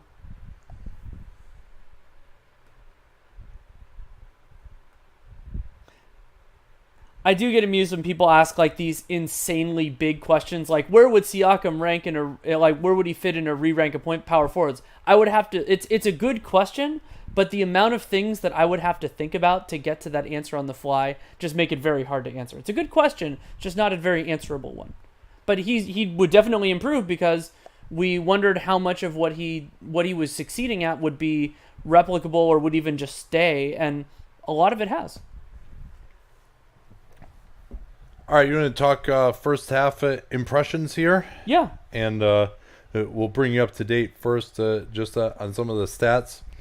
Toronto, 114 offensive rating. Golden State, 102, and they had to get a flurry to do that. The turnovers hurting Golden State again, 17% turnovers. And other than that, it's been pretty even. Toronto just shooting the ball better. What did the shot distributions look like? That sounds more interesting than shot charts. So the Raptors, they had 10 shots at the rim in the first quarter. They have 8 in the second quarter. They are 11 of 18 in the restricted area, 3 of 7 from floater range, 2 of 5 from mid-range, and then 5 of 16 on three-pointers. Yeah, they heated up a little bit, going 3 of 7 from 3 in the second quarter. And the Warriors are only 5 of 8 in the restricted area total in the entire first half. 1 of 5 from floater range, 4 of 11 from mid-range. Mid-range, that's actually kind of better than I expected it to be without Durant on the floor. I mean, 4 of 11 is not great, but they also don't have as many mid-range shooters. Then the Warriors are 6 of 16 from 3. And it's, you could say, oh, the Warriors, they only have 8 restricted area shots and they've gotten to the line. Most of the free throws that they've generated have not been on fouls that occurred around the basket. Some of them have been, to be sure, but most of them have not been in that circumstance. Like they gotten a couple behind a over the backbreakers, then a few reaches, that sort of thing. Curry got fouled shooting a 3, so it hasn't been as much driving, generating that as much as it has been, getting into the bonus and then getting fouled on the floor. For the Warriors, Thompson, 18 points, and he's done it on only 11 shooting possessions.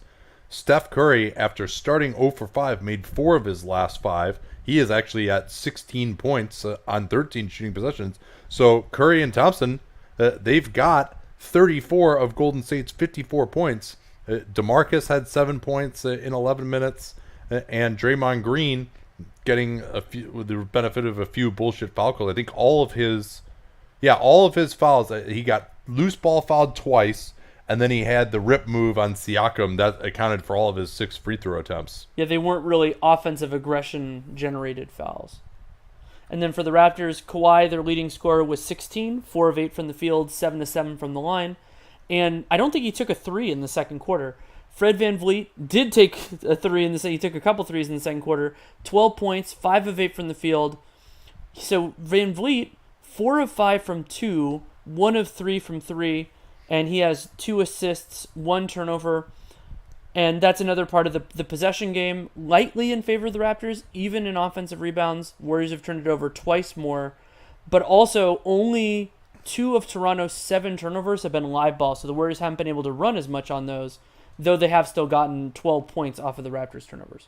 Yeah, if I'm Nick Nurse, what I'm telling the team is, we severely outplayed them in the first half, and as long as we can just stop making mistakes like Kawhi just not guarding Draymond so he could set a screen for Steph and get a wide open 3, or all of these fouls. I mean, the Warriors are not a team that draws a lot of fouls. They had 19 free throw attempts. If we can just clean up our mistakes, we're going to win this game easily. That's my message to them. What about on Steve Kerr's side? Like, what would you be saying to your team, and then also what might you be trying to change around strategically in the second half? They run into a real challenge offensively with that second unit when Curry's off the floor. They just don't have enough capable offensive players. I do think getting back to basics and having DeMarcus Cousins post up Serge Ibaka would be a good idea. And the Warriors, they've had a couple of those careless turnovers, just like throwing it into a crowd, but I think these have been more forced than unforced overall for me with the Warriors in this game, and game 1 was a mix as well.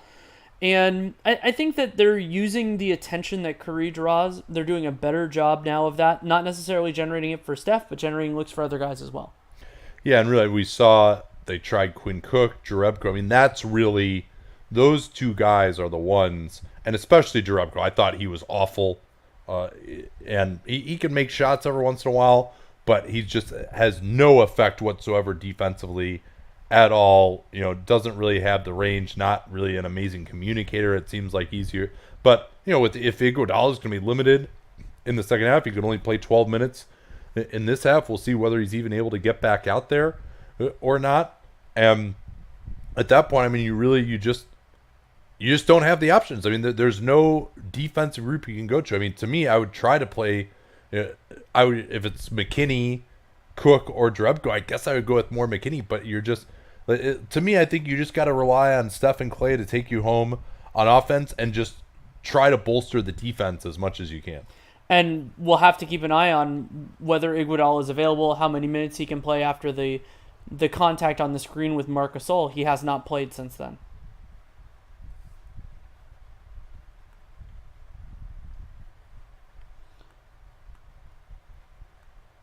Play Jacob Evans. Jeez. Yeah, I mean, that's... I would probably rather just play Draymond at the 3 and Looney at the 4 if that's what your option is. Yeah, that's an interesting point. I'll go a little further on it from Frigg. The Warriors have a 63 offensive rating in transition and a 102 offensive rating in the half court. Yeah, that's actually pretty good for the half court. Well, yeah, it's very good on first shots in particular.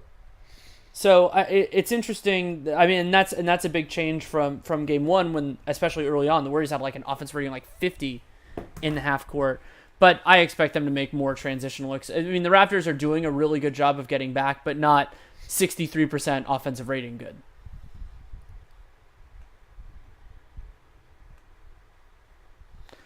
Is Hassan Whiteside a buyout guy next season, or is he a wave stretch? I don't think he's either.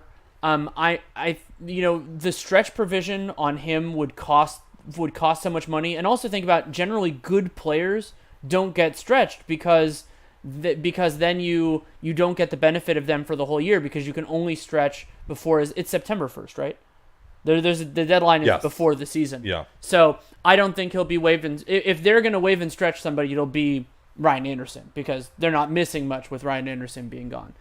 And maybe and it's going to be interesting. We talked about this when we did the Heat preview, and I wrote about it for The Athletic, about where the rubber meets the road with Pat Riley in terms of lowering their cost for the 1920 season versus maximizing 2020 space. The wave stretch of Ryan Anderson's a question there. Also, theoretically, you could move somebody like Hassan Whiteside for a player who's making less money for the upcoming season, but then has multiple years under contract, but then you lose 2020 flexibility.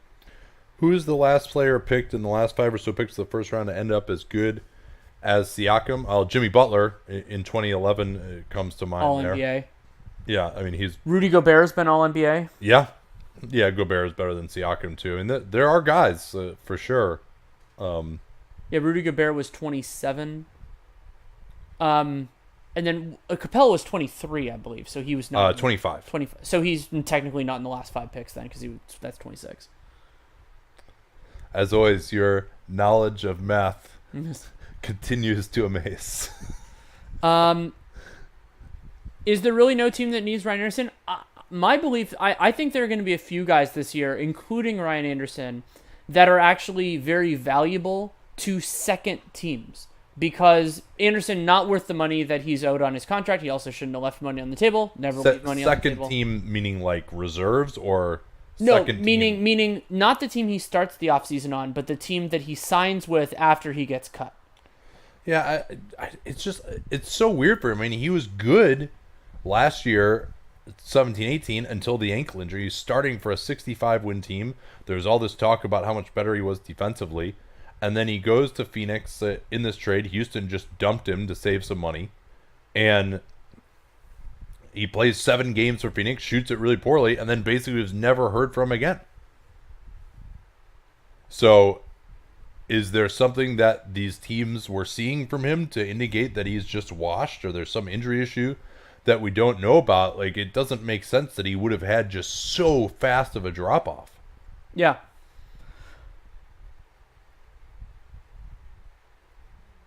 The best defensive option versus Curry is trapping him whenever he's in the pick and roll.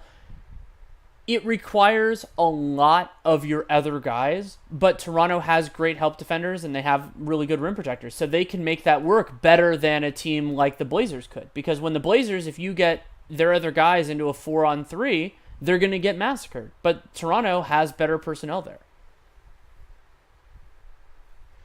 Siakam might be better than Gobert? Absolutely not. Not yet. Maybe eventually, but not right now.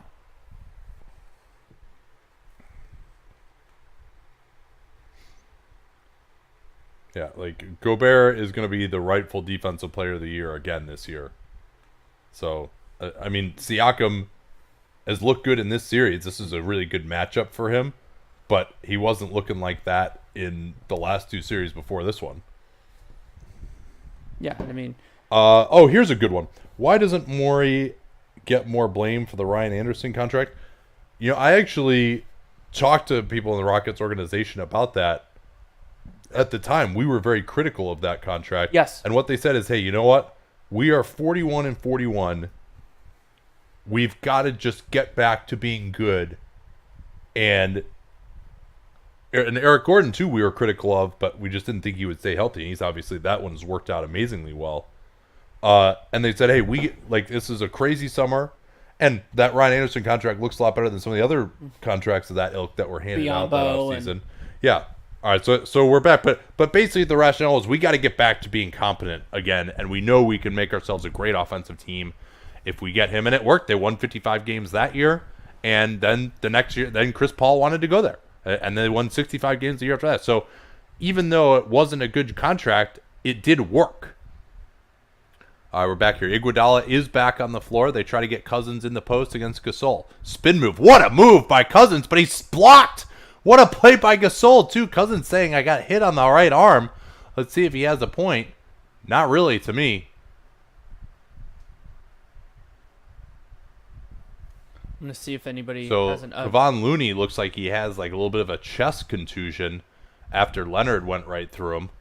We'll see if that's something that's going to be a problem. Thompson, again, just drops that pass.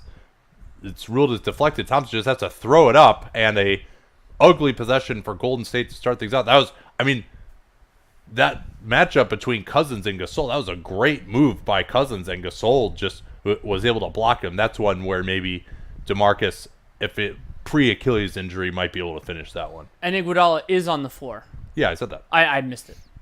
I missed you saying it. Siakam. Now they step up and screen for Lowry. Green gets through that. They're looking for Leonard on the weak side. He's denied by Thompson. Now they get the switch. Swing it to Leonard. His three is off. Good defense there by the Warriors the first time. Cousins looking to push it in transition. He's got Curry on his left. Crosses over into the lane. Gives it up just in time. Now Thompson, he attacks Lowry with the help off Iguodala. That leaves him open for the jumper. You see Kyle Lowry stepping up to twice in a row to stop guys at the foul line, and finally the Warriors made him pay for the help. Here's Green. Gets his pass deflected. Cousins collects the Luke ball. Here's a 3-on-2. Curry closed down beautifully by Lowry. Now into the lane. Floats up and scores. And Golden State within one. All of a sudden here, this has been quite the run for them in these last 3 minutes or so. And Curry used the glass there to just avoid Gasol's shot blocking because he made it an angle that he couldn't really block it. So Thompson has the primary matchup on Leonard now with Iguodala perhaps limited. He's actually guarding Siakam. Leonard creating the space on Cousins. Another miss. Cousins, a little tired, didn't want to push it up. Now Draymond Green says, hey, if you're going to bring it up like that, go. They've got Iguodala wide open for a three to take the lead, and Andre Iguodala has given Golden State the lead. 7 points in a row for Golden State. And that's Iguodala's first made three since Game 6 of the Houston series. Cousins loving it. He is fired up. Man, Golden State, whenever you think they're dead, they are not. Beautiful pass by Cousins, and the strategy to not guard Iguodala. This is why it's just so incredibly important for him to hit shots, Danny. Yeah, because teams are going to concede it. It is a reasonable concession to make, so that way you have to take them and you have to make them. Yeah, we'll see if he keeps hitting here, obviously. The way he was playing before, it makes sense to leave him. But they put Lowry on him quite a bit. And if Lowry is going to keep helping like this, if Iguodala can make him pay, it's huge. Somebody asked, who has been the Warriors' best center in this game? I would say it's been Cousins overall. I mean, we got kind of a weird sample with Looney when he went down with that injury, and apparently he's getting x-rays. But I would say Cousins has played well. Not perfectly, Man, I but mean, well. another injury. Yeah, he's questionable to return with that chest contusion.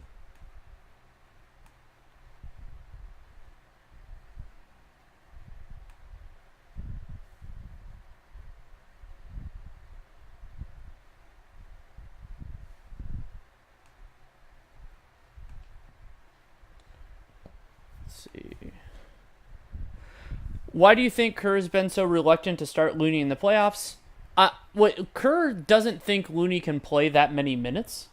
And so generally, especially when they were more limited in their center rotation, that he was concerned about that. And also Looney, his biggest weakness as a center is against strong guys. And a lot of teams, if they have a physically strong center, they start that guy. So that leads to some of the matchups. Playing him when Enes Kanter was starting for Portland, it didn't necessarily make sense to start Looney. But I think part of that might just be due to Looney's issues with his hips. Yeah, they just could be. don't. And he's also he doesn't move that quickly. He's very smooth, but he's a very high effort player on the offensive glass. Teams target him a lot defensively, so his minutes when he's out there are very fatiguing. And I think it's also just they want to have a center out there who's super fresh at all times. And also, I'm guessing they having a more stable operator defensively in lineups that do not have as many starters is useful for them. So if you let's say you replace him with Jordan Bell in some of those lineups with Quinn Cook and all that, well, Bell has a lot of defensive talent. He doesn't have the same consistency, and that might be part of the argument too. So, what do you think the Raptors are going to go to now? They have not really gone back to the Kawhi going at Cousins and pick and roll. I mean, they ran that, and they might as well. I mean, yeah. Klay Thompson navigating those situations, especially. I don't think Cousins has done a particularly strong job. I mean, he hasn't been bad, but I mean, Kawhi's gotten to his looks. Yeah, that's an easy place to go. I mean, and also Iguodala guarding Siakam is going to be interesting. I think Draymond is spending time on Lowry. We'll see whether some of that was just transition or not, but I want to see what these matchups are going to be. Yeah, and I mean, if they just get a few more stops, then they can push and transition and get a look, and we're back. Thompson still has the matchup on Leonard. Yeah, and they've got Draymond on Kyle Lowry here. This is really interesting. Lowry is a pretty good shooter. Thompson trying to deny Leonard pick and roll. Illegal and screen. Yeah, they finally get Gasol with that illegal screen that the Warriors have been begging for the whole time. And yeah, Gasol sticking the right leg out there. That's what they're going to call. Watch his right leg here. Yeah, he's outside the cone of his body. Good call. And that is the third foul on Marc Gasol. And his backup Ibaka with 3 as well. Thompson trying to pop out, guarded by Siakam. They get the backdoor to Green, and he lays it in. That's their old Cyclone play. Steph Curry setting the back screen, but they set it up just a little bit differently and caught the Raptors napping. Now Lowry going at Cousins and pick and roll. Oh, the hands from Iguodala. Let's see if he can do anything in transition. He goes in. He's got Curry open. Leonard gets back. Curry didn't have his feet set, and he misses. That was Kawhi miss. Leonard. Now Curry with the steal. He's going to go in. Missed the layup. He wanted the foul from behind. Didn't get it. 2 chances for Steph Curry to hit big shots. Now Leonard is going to get fouled from behind by Green on his 3rd personal. Yeah, Draymond committed the foul to stop the fast break, and the Warriors had 4 guys back. They weren't really in position, but that foul could end up being big for Draymond Green.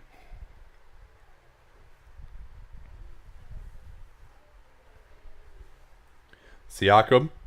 Now Leonard. The back door was open for a moment. That meant Cousins had to help. Gasol was open, missed it. Curry in transition, gives it up to Iguodala. They want Cousins in the post deep. He ran the floor. Back door, Thompson, his layups goes. Lefty around Kawhi Leonard. Wow. Yeah, Kawhi beaten again on the back door.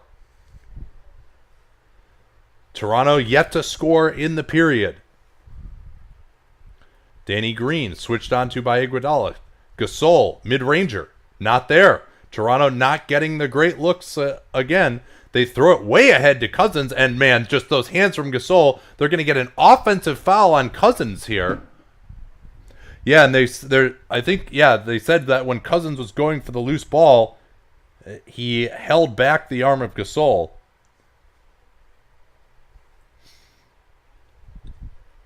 But Toronto, they need to put the ball in the basket here, Danny. Well, I think they need to run more with Kawhi at the top and just get into some good looks, find more of a rhythm. Yeah, he hasn't really had much of a chance to get going yet. And yeah, here it comes. The screen for Leonard, engaging Cousins. They get back to him, and the spacing from Siakam not really there. Siakam trying to go through Iguodala. Oh, he's tied up. I held ball him. Andre Iguodala, not as easy of a mark as Klay Thompson proved for Siakam earlier in the game. Iguodala with the great hands there. Very close to a foul, though. Andre, we'll see how he looks on this jump ball. He might not even jump. He's playing at about 75% here. Siakam, good tip to Gasol. He tries to post up Cousins. Oh, Green came with just a vehement double team and knocked it out of bounds. The speed with which that double team comes. And they didn't call, interestingly, even though Green kind of ran into Gasol, they didn't call that a kick, so only 4.5 seconds left. Fred VanVleet in now. Danny Green replaced. They like the VanVleet matchup on Curry. Oh, Gasol with another illegal screen, and he's going to get called for it again. Fourth foul on Marc Gasol, and that one less illegal than the previous one. But Curry sold it pretty well. Screen roll Curry, switched onto by Leonard. They look for Green going backdoor. Instead, it's Cousins in the post. Lobs it up. VanVleet, great play. The pass just a little bit too low. Now Gasol brings it up in transition. They want Siakam trying to post Leonard. Help comes from Cousins. Leonard has the size advantage on Curry. Double team has got to come here from someone. It's Thompson in the strong side zone. Raptors looking to swing it to VanVleet. His three over Cousins. Not there. Rebound Iguodala. Raptors can't buy a jump shot. They've had some open ones in this period. Here's Thompson. His first look from downtown. It goes again. 4 of 4 from downtown by Klay Thompson. And Toronto still hasn't scored in the third quarter. 4 minutes and 25 seconds. They have not scored. 14-0 in this quarter for Golden State. What a turnaround this has been. And Siakam, I don't know if he got tied up a little bit on the action with Draymond Green, but he kind of got flat-footed by Klay Thompson there. Yeah, well, he tried to go for a steal on Green and then just was never quite able to get back into position. I'm just making sure our mics are still on. I hadn't looked in a while.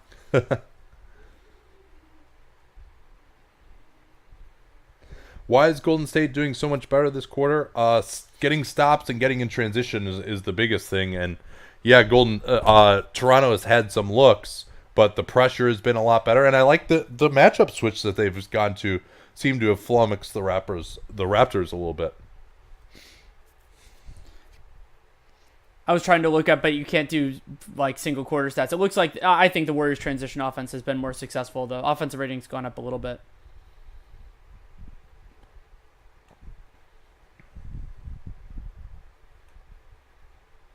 Are there automatic TV timeouts in the NBA like in college? Yeah. There are. Depending on whether other timeouts have been called. What's so annoying about college is you've got the automatic timeouts, but then it's always a timeout when the coaches do the timeout too. So like you just get so many stoppages. Lots of stoppages. Yeah, and college basketball also has, I think, I looked at it a few years ago, basically 50% more fouls per minute in college than in the NBA. Well, and then college, I think it was 2 years ago, they did that like the emphasis on contact and the freedom of, it wasn't freedom of movement, but whatever they called it, and there were just even more foul calls. It was ridiculous. Somebody wrote feedback loops in all caps. Yeah, that's been a big part of it as well. I mean, when the more stops you get, the better looks you get on offense, and the better looks you get on offense, the more often you can defend in the half court. Do you know the rules of TV timeout? Someone actually posted them in the chat if you want to scroll up. How are you? That's a good. You know, good. Answer that. Good. I always throw people off because when they ask how I am, I like actually answer it normally and like think about it. Yeah. Instead of just saying, I'm good. I'm a little I don't know. I was happy. I actually slept until 9 in the morning today. It was awesome. It was thrilling. I woke up at 7 and was like, no, I'm gonna try to sleep again. That was good.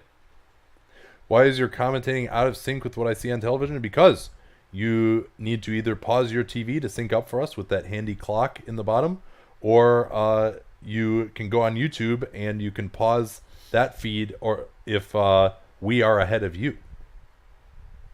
So, yeah, sorry, there's a little bit of a barrier to entry, but there's really no other way to do it other than this.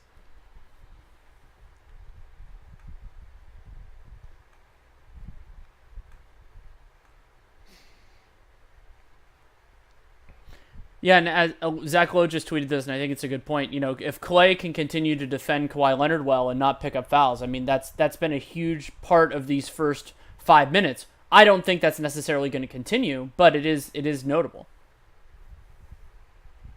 And Thompson, he's only on, I believe he's on 2 fouls. Yeah, he's on 2 fouls right now. So I think what I would be drawing up here for Nick Nurse is a play to get Draymond Green helping and see if you can get a spot-up jumper for Kyle Lowry. But now Curry is back onto Lowry. Green was on Van Vliet. Now they try to run some action to get a quick screen. Nice and what a by block Cousins. From Cousins from behind. Cousins with some high-effort plays here. Golden State looking to add to their advantage. Double screen coming here for Curry. Switched onto by Leonard. Now they want to post up DeMarcus. Backdoor Thompson right into the lane. What a pass! And that's the second time Cousins has fed Thompson for a layup. That time it was another lefty, his second lefty layup of the quarter. DeMarcus Cousins making a huge difference in a starting role tonight. Leonard into Thompson, tried to draw the foul, could not. That one was a pretty close one. Lowry, such a great loose ball guy. Here's Siakam into the lane at Cousins. Short. Iguodala keeping it alive. He's looking to push now. They've got Green running the floor. He goes at Van Vliet and lays it in. Unbelievable third quarter for Golden State, and Toronto still hasn't scored. It's been almost 6 minutes now. Here's Gasol down the lane. He's got Van Vliet. That's a good look in the corner. Finally, the lid off for Toronto. Draymond Green, that's what I was talking about with him guarding either Lowry or Van Vliet. Here's Curry now looking to attack. Everyone looking pretty tired for Golden State here. Cousins feeling it. Crosses up on Gasol. Help comes from Lowry. Thompson in the corner. Klay Thompson a little bit off there, but will stay here as Gasol got his hand on the rebound. Well, and that's something I really like about Fred Van Vliet being on the floor in these minutes. He picked up Curry, and Curry just looked like, shit, I have to deal with this again. And it works out really well. 14 on the clock for Golden State. Iguodala open underneath. Could not get the layup to go. Lowry got a hand on it. Iguodala not a good finisher unless it's a dunk. Warriors get back much better on transition defense. Kawhi trying to post deep against Thompson. Green almost intercepted it. Leonard into the lane, couldn't get the foul. Van Vliet feeling it. Not there. Green throws it ahead. And that was the second time Draymond's just instinctively thrown a pass that absolutely was not there. Siakam not looking to attack Green. He gets Lowry wide open. Another missed open three. I mean, part of this is just the shot making from Toronto has been pretty bad. Absolutely. Like, they're getting decent looks. Andrew Bogut is going to come in for Golden State. It looks like Looney is not going to be available. Well, they said he was questionable, so it makes sense. Here's Green getting past Leonard into the lane. Tries to finish beautifully over Lowry. Draymond Green with the extension. Here's Van Vliet. As they did not get back in transition defense, Van Vliet finds Leonard, and Leonard couldn't get that three. And they didn't engage on the defensive glass. Easy three for Pascal Siakam, but it misses. Yeah, this is Bogut is going to come in for Cousins. I don't know how well Bogut is going to do here. I might go with Jordan Bell instead. Here's Curry on the pick and roll. Iguodala cut late, and they draw the foul on Lowry. Lowry not pleased. Is that going to be 4 on him? Yeah, I think it is. Yeah, that one, that's kind of a bailout call right there. And Kawhi, again, I mean, he's just not engaged on Draymond Green. Like, Draymond Green is like a nice. Also, that's driver. a really nice no call. I mean, there was a little bit of contact, not enough for a call. Yeah, but I mean, Kawhi, like, you're Kawhi Leonard. Like, you should be in a stance to be able to stop Draymond Green. He's not some unbelievable guy with the ball in his hands. Here's Thompson with an impossible jumper. Bogut tried to keep it alive. Now he's behind the play. Kawhi, beautiful behind the back into Thompson, almost traveled, and instead the bucket goes and Thompson picks up the foul. Yeah, Klay had Kawhi pulled the chair on him, but then went down with the arm and commits the foul. Kawhi just so strong. You're just not going to strip Kawhi Leonard. Yeah, clear foul there. Yeah, Warriors should hope right that that's on Thompson rather than Green. And it is. So this is not even close to over yet. I think Golden State has used up a lot of energy in this run. And they're going to have to go away from their best players. Yeah, that's another big problem. Iguodala looking for Curry off the screen. Bogut underneath. His dunk is there. Ibaka stepped up hard on Curry, and he floated it up beautifully at the perfect time. No help on the backside was there. And Ibaka didn't have his hands up the way Marc Gasol has to affect the passing angle there. That's a great point. And so that gave Curry the easy line of sight. Now, are they going to get Bogut out on the floor here in pick and roll defense? He backs up. Powell snaking under the rim. Oh, I thought he traveled, and he did. Yeah. Yeah, Powell dragged the right foot. Yeah, it's a really challenging thing when you're moving at the speed these guys are, when you need an extra beat to figure out your pass, and you're just like, well, that's a travel. Yeah, and Andrew Bogut, limited though he is physically, still a master of the angles in pick and roll defense. You'll see him feint towards guys all the time, throw them off. That's what really helps. And we could see him as a passer now too, because some replicates some of what Cousins was doing. Yeah. Curry getting past Van Vliet. McKinney into the lane. He's got room and scores. And they took advantage of Lowry there just standing under the basket, and good job by McKinney attacking to his right hand before Lowry could close him down. They'll switch out on Powell. He gets into the lane going at Bogut, and Bogut with the stop. Ibaka rebounds. He floats up the hook and scores. Serge Ibaka, excellent touch around the basket on the offensive glass as Bogut forced the miss, but no one got into Ibaka's legs on the offensive glass. Here's the switch. Curry wants the screen from Bogut. Ibaka late getting out. Curry couldn't hit the three, though. Not good enough from Ibaka, though, that time. Now they have to pick up Leonard in transition, and great job by Bogut. I thought that should have been a no call there. I thought he moved his feet pretty well to stay in front of Leonard. Yeah, how is that a foul? I think Kawhi initiated that contact. No call would have been he's fair. Pretty well in front of him there, I think. But this is the danger time, as you mentioned, for Golden State, as they did not give Leonard a shooting foul that time, and they're gonna you've got Cook, McKinney, Bogut out there with Curry and Green. I mean, those are deep bench guys on most teams. So McKinney is guarding Leonard. They're gonna take out Lowry with the 4 fouls and go back to Siakam. So they've got size advantages all over the place now, and Bogut is actually going to guard Siakam. They're going to put Green on Ibaka. Leonard going at Cook. Cook switches onto him. Now they set another screen, and Leonard is going to draw a foul. And that's going to be, I think that's going to be free throws. Yeah, we'll see whether it's a 3-shot foul or not. No, it should be a 2 because the contact occurred beforehand. But I don't know why Quinn Cook is doing that. He's not going to knock the ball out of Kawhi Leonard's hands. He's trying to fight over it and be physical, but he's also 26 feet from the hoop there. And Kawhi Leonard has been money on free throws so far in this game. Yeah, good note from Tim Kawakami that it's Livingston who is not playing right now. Quinn Cook is in it instead. And that's I'm assuming part of that is floor spacing, just to have an extra guy out there that the Raptors have to actively defend. Yeah, with Bogut a relative non-threat. Interesting to me that it's Bogut instead of Bell. I would love to know what the rationale for that was. Bogut's been okay so far, though. Certainly, he is a high foul player, however, and with Toronto in the bonus, a little bit of a danger for Golden State here. Yeah, I mean, this hasn't been that ridiculous of an offensive explosion for Golden State. Only 24 points on 20 possessions here so far. Curry, backdoor. Bogut not a threat from there. Instead, they bring him off the screen. Van Vliet bothering him. Curry going through 2 guys. Fights up the floater. Wanted to really draw the foul, and Toronto did well not to commit it. Now they're looking for Siakam under the rim. He's got Curry. Curry with the steal. What a play by Steph Curry. He's pushing in transition. Great job by the Raptors getting back, though. Curry wants a screen.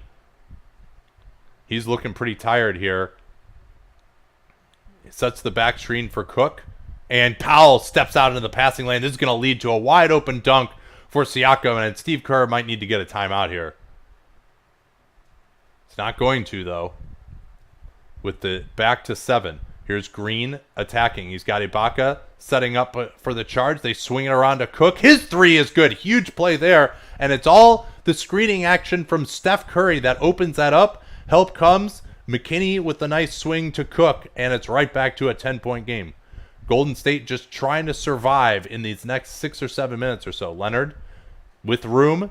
Yes. Kawhi Leonard and Andrew Bogut raises his hand. He's got to get further out on the floor the way Cousins was.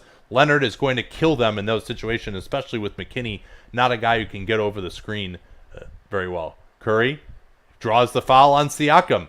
Pascal Siakam, another handsy play. Curry tried to alert to the fact that Siakam had his hands on him the first time, and then he just stopped and drew the foul on him. And now the foul that Siakam drew on the last play of the second quarter is more important because that's his 4th of the game. Yeah, and that's another clear foul. I mean, he should have got called for the first foul. Like, this is since 2004, it's been an emphasis that you can't put your hands on dribblers, and he does it every single time. I mean, we've been saying that going back 3 series now.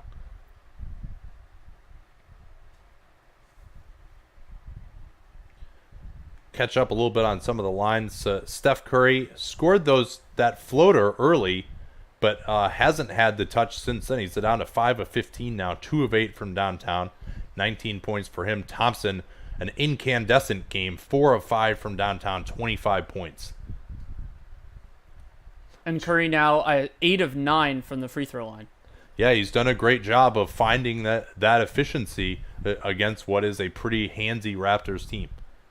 McKinney trying to deny. Kawhi cannot. They just back off. Kawhi putting him in the mix. Forced to his left. And he's going to draw yet another foul. And it's just Alfonso McKinney cannot guard Kawhi Leonard.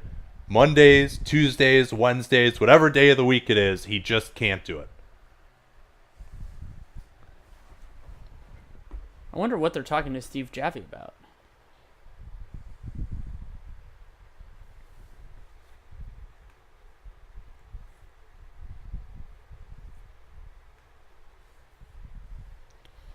Kawhi, I mean, this is now, how many free throws is this for him in this quarter? That was in this quarter. I think that was his 4th or 5th. Yeah, I mean, he's up to 25 points, 11 of 11 from the foul line.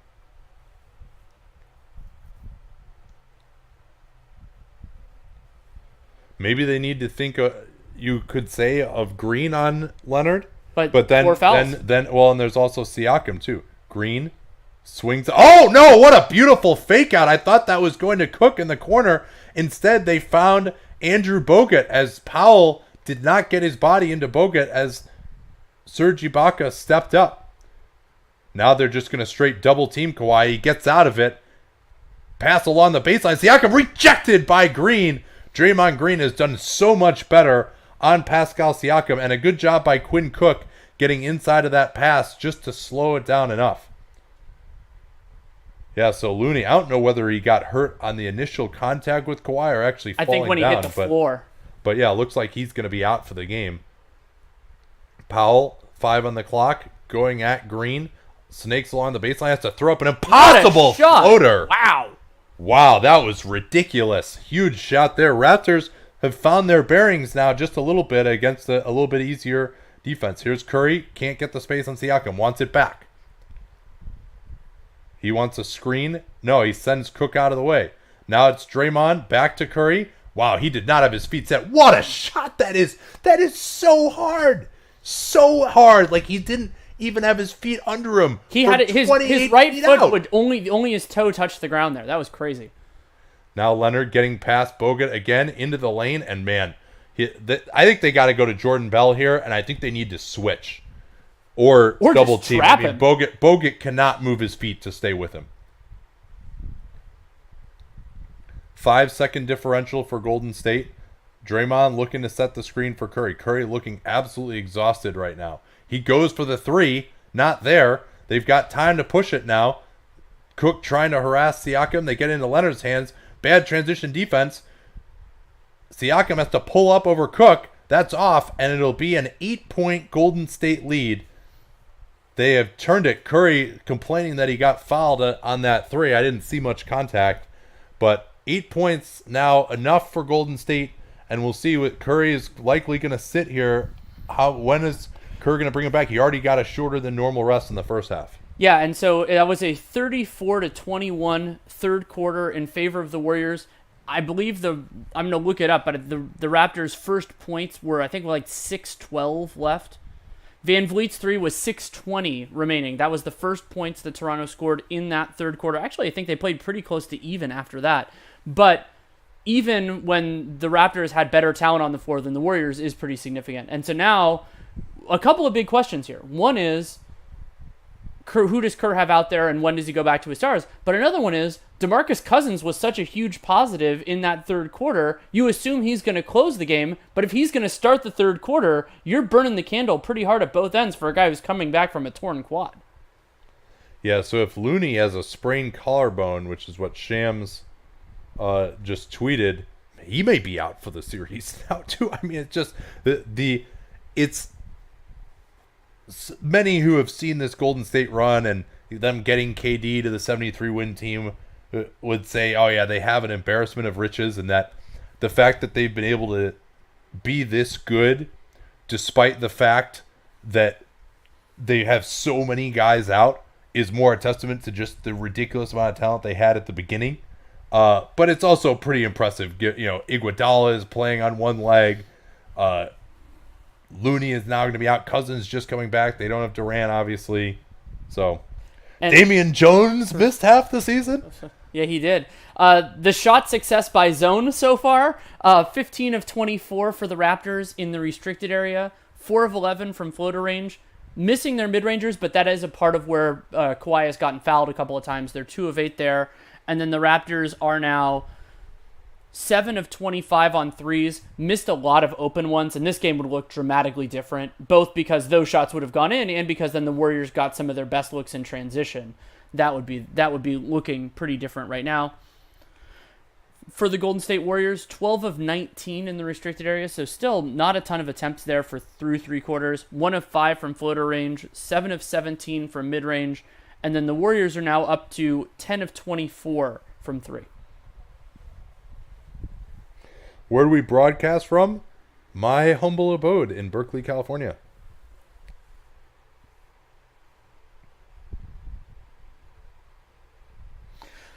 That's a good question from Ivan Baxter. Should the Warriors make sure to take up most of the clock while Curry is out? I am a believer in talent-deficient second units running a lot more clock, just lowering the number of possessions that they have to be out there on the floor. So yes, I do support that. Now, that doesn't mean, shoot it with 1 on the clock every single time. I think you're active, but you get more selective for your shots. And then the other thing that those teams should do is basically, as soon as a shot goes up, get the hell back in transition. Don't give up any transition baskets when you are at a huge talent disadvantage. Should Nurse try OG at the 4? This probably isn't the time to bring him in now, or try and switch everything. Their defense has been fine, even after that quarter, which is pretty rough. I mean, it's a high-scoring game, but a lot of it is the pace here. I mean, Golden State is a 110 offense rating, but it's the offense that's the problem. So here it is, that second unit. Livingston is in now. No Jerebko and this Iguodala time. Is in. Yeah, so they're getting rid of Jerebko here in this group. So this is a good defensive group for Golden State. Powell trying to go at Cousins, forced under the rim. Cousins may have committed the foul, but got just enough pressure on Powell to make him miss it. Cousins has active hands and strength. He's not as easy of a mark in pick and roll defense and protecting the rim as you might think. Here's Cousins under the rim now, going right at Van Vliet, fakes 2 guys in the air and lays it in for a 10-point advantage. They double teamed out on Klay with Ibaka. Ibaka has been extremely slow to rotate in this game compared to Gasol, and he's faster than Gasol. That shouldn't be the case. Van Vliet pick and roll. Ibaka in the mid-range, handing off to Danny Green. This is an interesting group for Toronto. A kickball by Cousins, but you wonder where the offense comes from now with Leonard out of the game. No Lowry either. So they're going to go to Siakam. They've got Iguodala guarding him now. So we'll see how long Nurse can go with Kawhi on the bench, similar to Kerr's issues with Curry. Back screen by Green. They'll switch this. Now they want Siakam in the post, guarded by Livingston. Livingston, always a candidate to commit a foul in these situations. Cousins got faked away, and Ibaka missed the hook, but tips it back in. And Cousins just couldn't stay in the lane long enough. Siakam, great job timing his attack for when DeMarcus went to go touch Ibaka to avoid the defensive 3 seconds. And a nice effort by Ibaka to just go in there and get his own miss. Cousins was between him and the ball. Here's Thompson's 3. That's off. He tried to draw the foul, and he's down now. See if something may have happened to his ankle. He's getting back. Here's a 3 from Powell. That's off. Rebound Cook. And Klay is moving a little bit awkwardly here. Not dramatically so, but not normal. Livingston guarded by Siakam. They're looking to bring Iguodala, and now Thompson off a screen on the near side. Swing it to Iguodala. Nothing going on at all in this possession. Cook's going to have to create. Instead, it's Cousins with a 3 off the screen from Livingston, but that's off. Decent look for that late in the clock. Now Cousins again, man. I mean, that was a kick ball, but he's got quick hands and feet. Lowry's going to get back now. Yeah, I think probably taking or they're going to go with Lowry and Van Vliet together. I might take Van Vliet out here, give him a little bit of a rest. He's gonna close this game. Right. I mean, he's with Curry out of the game. His impact is lessened a little bit. Danny Green back to Ibaka. Cook denying Lowry.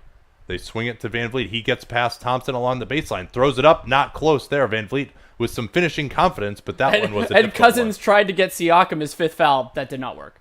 Now they're not really matched up particularly well. They want it into the post to Thompson. Double coming from Ibaka. Out to Cousins. He's got Iguodala in the corner. Loads up the corner 3. Not there. Lowry looking to push and cut into the 8-point lead. He gets past Cook. Cook with the strip. The hands of the Warriors in this game have been outstanding. And Klay still kind of looking at that left knee. We'll see what I don't know if it's specifically if it's a knee or ankle, but something's going on there. Yeah, I didn't get a chance because some more action happened to see what it was that happened to his ankle. Maybe they'll show the replay here. We can check it during a timeout. Here's Green swinging it to Siakam. They've got Lowry open. He gets past the Ibaka screen. That was a nice job by Ibaka. 3. Yeah, and Cousins not looking to get out on that. He does the foot stomp, and looks like Kerr. No, he's not going to get a timeout yet. Cousins attacking Ibaka off the dribble. Lowry could not take the charge. Great job by Cousins avoiding the charge. Just 280-pound guy. Here's Green with a deep 3 in transition. Oh, huge shot by him. Right back. I couldn't even describe what happened in the last play. And they run right back. Bad transition defense by the Warriors. Cousins looking to go at Ibaka. Again, double comes from Van Vliet. Van Vliet trying to tie him up. That leaves Cook open for the 3. Huge 3 from Quinn Cook.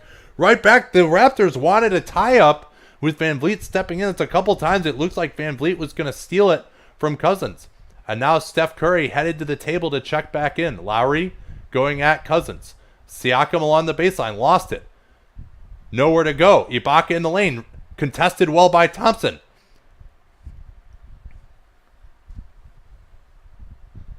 Here's Cook feeling it again. Quinn Cook has scored another 3-pointer. And now the Warriors have outscored the Raptors in these minutes without Curry and Draymond on the floor. Very ragged right now. And Klay Thompson, he can't even move. Klay Thompson is dying right now. Let's see if we can catch what happened to him, but he can't even get back. That looks like the knee issue here. I'm going to rewind and see what happened.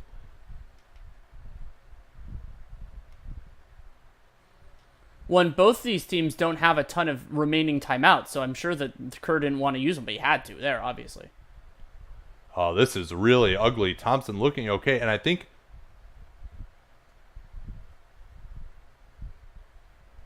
I didn't see anything in particular that happened to him. It just looked like as he was going to set that screen on Van Vliet, he just kind of tweaked something a little bit more. I didn't see what happened to him initially either. I'm going to go back and try and see that too if you want to take a question or two. Sure. In the meantime.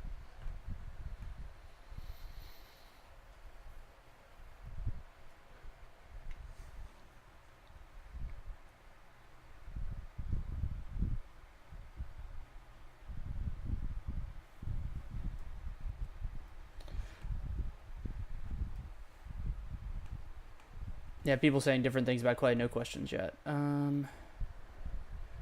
Shouldn't that be a technical foul on Curry? I'm not exactly sure.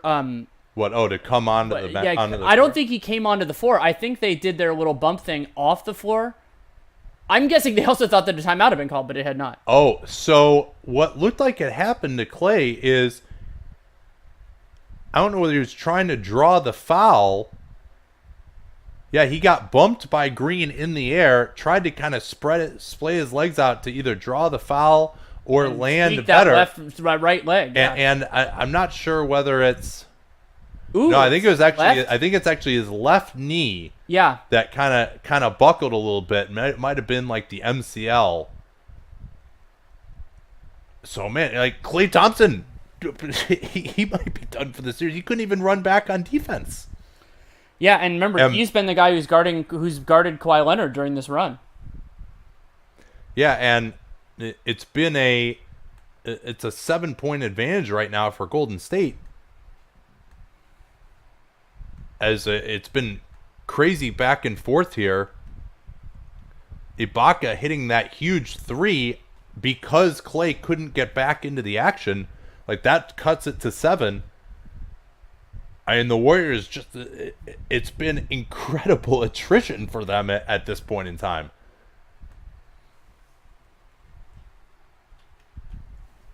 And it's hard to imagine that Thompson, if he couldn't even run back on defense, is going to be able to go here. I mean, maybe you just throw him out there, but if he can't even run down the floor, it's hard to be out there. Maybe you just put him out there to just space the floor, but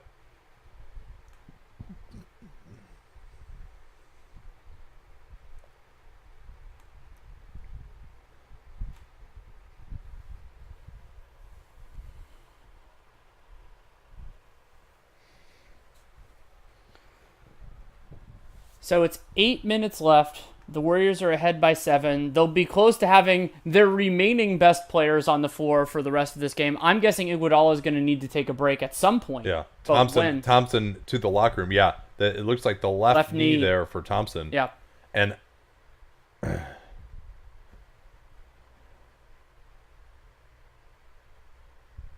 maybe hamstring as well. He was holding. yeah. And Klay was yelling for a foul before the Ibaka 3. But Yeah. Oh, and I didn't realize that Curry. Like, I was just looking at Klay. I totally missed that Ibaka 3, and that Curry was on the floor when no timeout had been called. Here's Curry off the screen, getting past Ibaka. Draymond not looking for the 3. Instead, Lowry runs through for his 5th foul.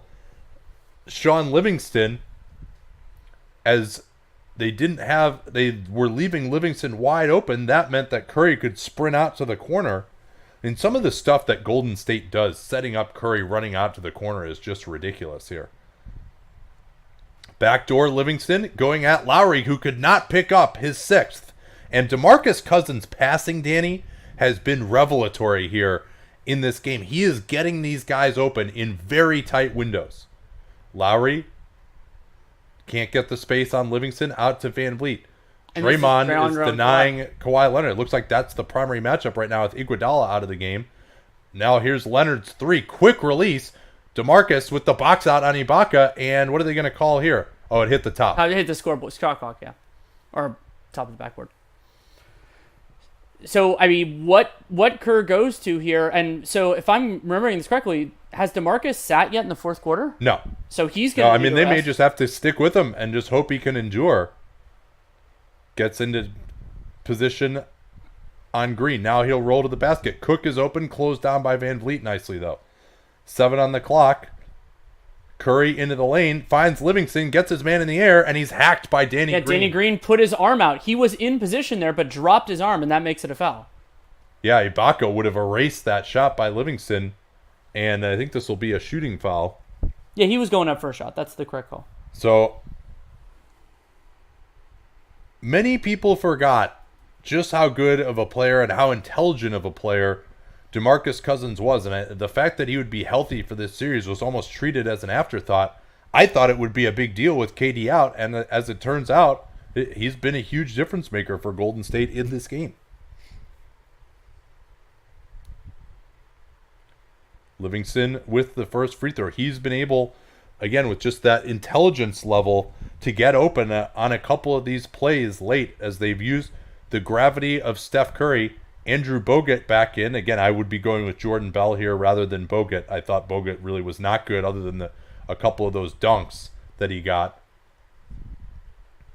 Iguodala remains on the bench as well. They're just limited in the amount of minutes that they can play him, but he did a great job of stabilizing that second group. Yeah, I'm guessing he'll come back with about 5 minutes to go. So it is Draymond guarding Kawhi. I think you got to set the screens here to go at Bogut and Draymond. Draymond not going to get over a screen that well. Here is Leonard, and he's fouled. What a finish! Unbelievable Maintain body finish control enough by Kawhi Leonard to get a ready and layup. I think they're going to get Draymond for the foul. And Gasol, he is such a sneaky screener. He got another one there where he, after the initial screen is set, he screens Bogut so Bogut can't get through. And if you're the Warriors, you just got to learn your lesson of you got to stop trying to strip Kawhi Leonard. You are not taking the ball from the claw. And, I mean, so he's going to be this, I believe this is his 13th free throw of the game. And a lot of those have been on shooting fouls that, you know, they didn't really do much to affect him, at least in terms of the results. I mean, they would affect most people, but not Kawhi Leonard. Yeah, I can't tell you how much I disagree with having Andrew Bogut out there right now instead of Bell. I mean, they're going to get Cousins back in this game as soon as possible, but what is Bogut providing out there? I think you need to take away, and if you want to switch Bell onto Kawhi and help behind, so be it, or you can double team better. Here's Bogut. He's got Livingston open, got it to him too late. Here's the drive up to Draymond. Oh, what a tip in as Danny Green just couldn't get there in time. Again, though, the double team on Steph Curry, 45 feet from the basket, sets all that up. Van Vliet looking to get the Gasol screen. Curry keeping him on the sideline. They switch out on Lowry. His three, way off. Green tried to get like he was pushed in the back. Foul call. And instead they're going to get Leonard wide open for a three, and that is a huge miss from Kawhi with it a 10-point game. Golden State here looking to attack off the dribble. Curry down the lane. Green up to Bogut, held from behind. It looked like, no, he just tipped it in with the left hand, and Nick Nurse has to get a timeout. They cannot stop Golden State in this second half, and it's all just Steph Curry, Cousins a little bit, but this is the brilliance of Steph Curry. Even though he's not having the greatest statistical game, look who is on the floor for Golden State right now, and they can't stop him. Yeah, and they're getting looks because of the attention. When a team with intelligent passers can play 4-on-3, you get these cleaner looks by Livingston or the lob to Bogut. All those sorts of plays are available because it all starts with the extra attention. I'd be very interested, and I'll pull this. It might end up needing to be in report cards depending on when we record, but the Warriors' offensive rating when Steph Curry's been on the floor in this game. Yeah, you remember they just couldn't score to start that second quarter in particular. It was they had major difficulty.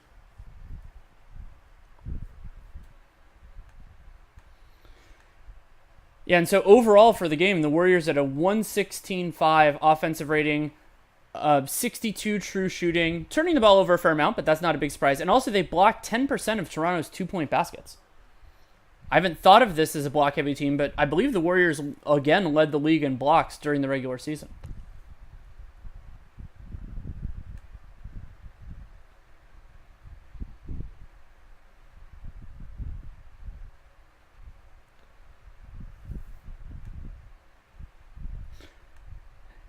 People asking if we have an update on Klay. You're probably going to hear it before we do because we're barely checking Twitter. So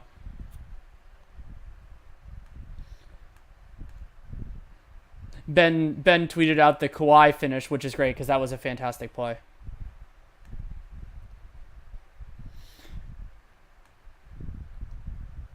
All right, do we have any questions?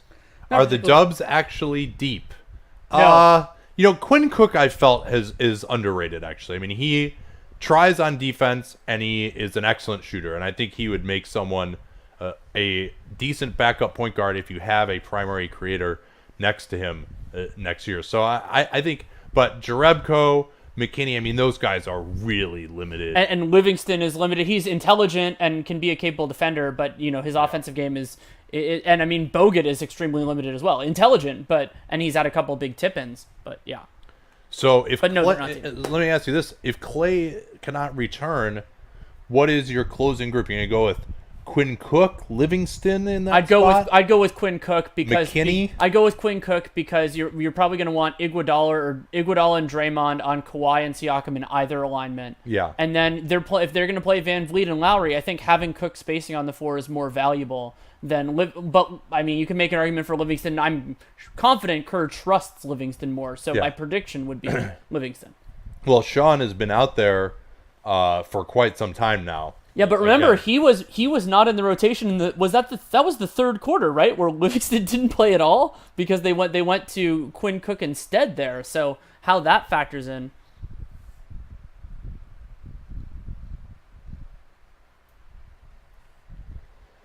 Who's most to blame for Toronto being in this position? I mean, a lot of those missed jumpers they had at the start of the third. Yeah. But I'd mostly say Steph Curry, Klay Thompson, Draymond Green, and DeMarcus Cousins. Yeah. And those are some really good players. This is a great team, despite the fact that they're limited. So it's Cook. Wow, that's a great stat. Cook, Curry, Livingston, Green. Here's Lowry trying to draw the foul. They'll wave off on the floor, says Scott Foster. And I believe that's either the first or second Warriors foul in this quarter. So still got a little ways to go there. But so the stat that the broadcast had, the Warriors have assisted on their last 22 made baskets. That's incredible. Leonard guarded by Green. They set up the screen, double teaming Leonard. He's being bothered, and he has to take a timeout. They only have one left now. 8 on the clock. Probably a good timeout by Kawhi because I would rather use that timeout to potentially save this possession with 8 on the clock as opposed to having it later. But when you're trying to come back, it's not ideal. Yeah, this is a beautiful trap by Bogut and Green. And Bogut and Green do have wonderful defensive chemistry. And a little smile and clap from Bogut there as they called the timeout. What's up with Pascal Siakam? Lack of scoring. They've just done a much better job at him. At least half of Pascal's points in game one were either just transition fails or kind of lucky shots that are usually outside of his skill set. I mean, an impossible hook across the lane. He had a couple of mid-rangers, a couple of above the break threes. So those were never going to continue. But I think the bigger part of it too is Golden State scoring. He hasn't been able to get those bust-out dribbles to run Toronto's fast break game. Well, and we noticed, and it was notable when he was able to get those bust-out dribbles, and that was more in the second unit minutes at the beginning of the second quarter. When they've had Iguodala in the game, especially that change at halftime, I think has really swung this. How does Kawhi look physically? I think he's looked fine. I haven't seen any indication that he's laboring. All right, we're back here with 8 on the clock. Siakam going at Bogut. Bogut trying to draw the foul, and just a bad decision from Andrew Bogut. We'll see whether this is considered a shooting foul or not. I mean, he had picked up his dribble. I think that probably should be a shooting foul, but I don't know that they're going to give it to him.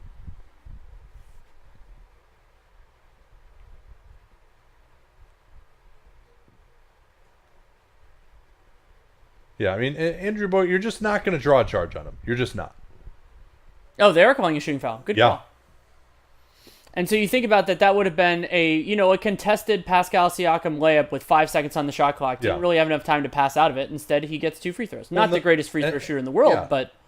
And the reason those centers, Bogut is not as athletic as Embiid or Brook Lopez, but the reason those centers were effective against Siakam was they kind of laid back, made him take the mid-ranger and finish over him at the rim, and trying to slide with him at the free throw line doesn't make a lot of sense. Leonard with the rebound over Green.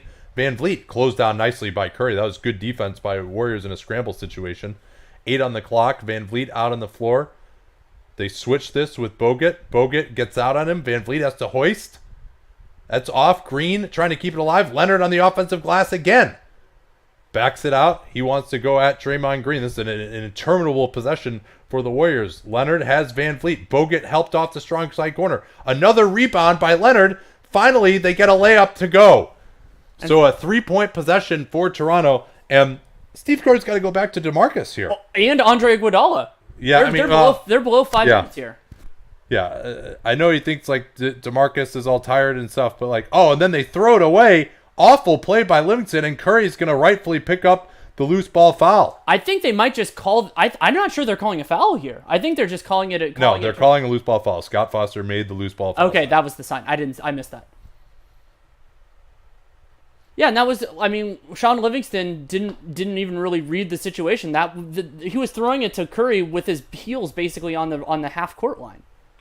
So it looks like DeMarcus and Iguodala will come in for Golden State. Van Vliet limping a bit here. And 17 points for him and only 2 3-pointers to get there. And that could also be an important stretch because now the Warriors got closer and the Raptors, I think, are they're one away from the bonus or maybe in the bonus on the next foul. Oh, I guess it wasn't a foul. Oh, no, they're re-showing it here. Sorry. So, are they looking at clear path now? Let's see if there are any questions. Okay, so Klay Thompson has hamstring tightness and will not return. We'll see. We'll see what other stuff comes up over the next couple days because it looked like there could potentially be a left knee thing there, and then I mean, I might have even been like a right ankle tweak. That'll be worth keeping an eye on.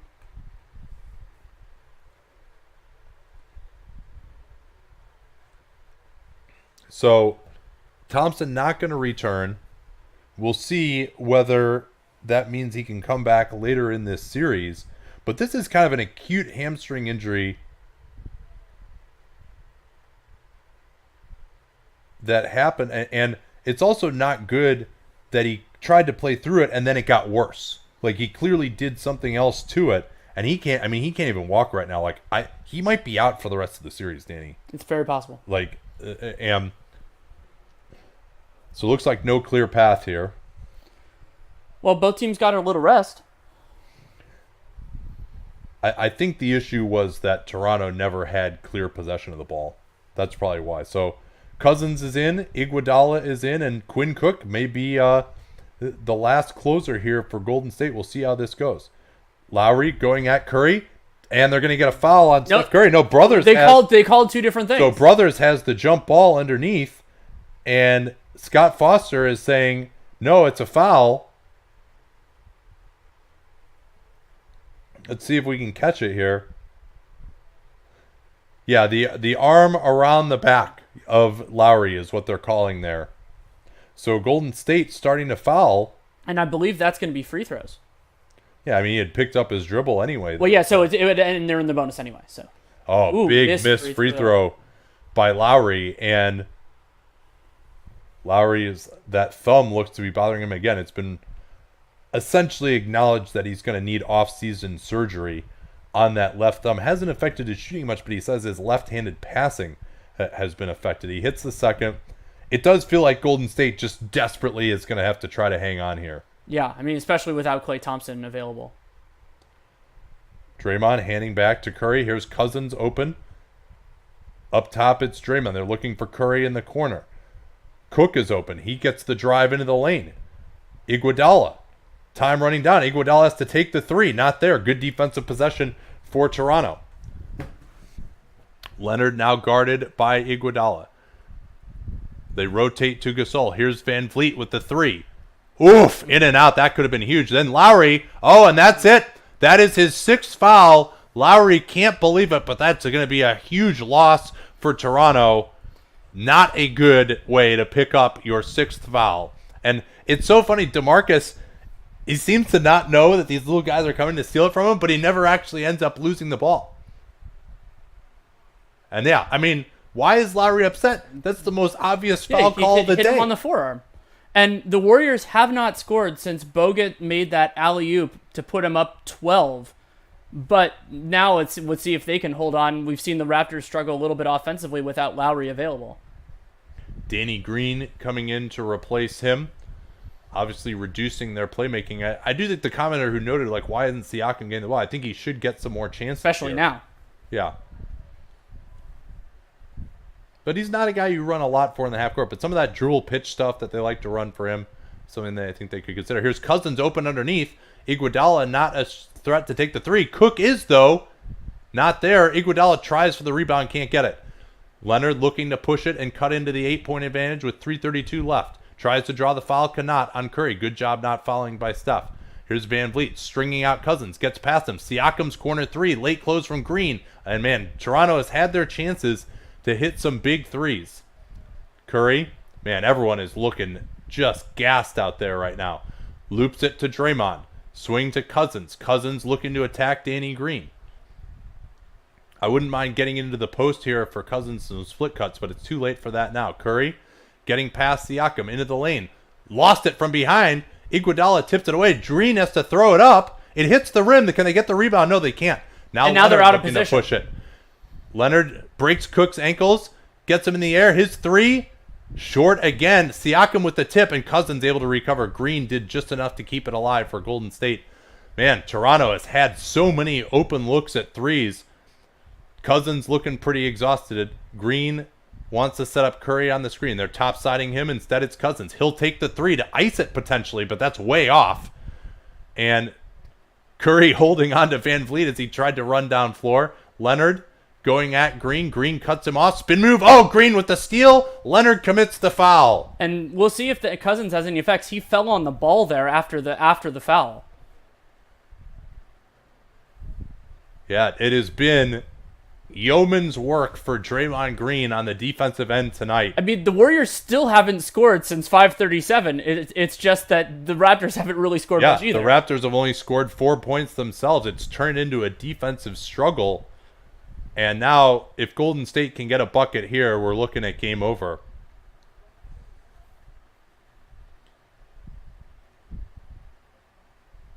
That last three from DeMarcus was not even close. They're trying to get Curry. They double team him.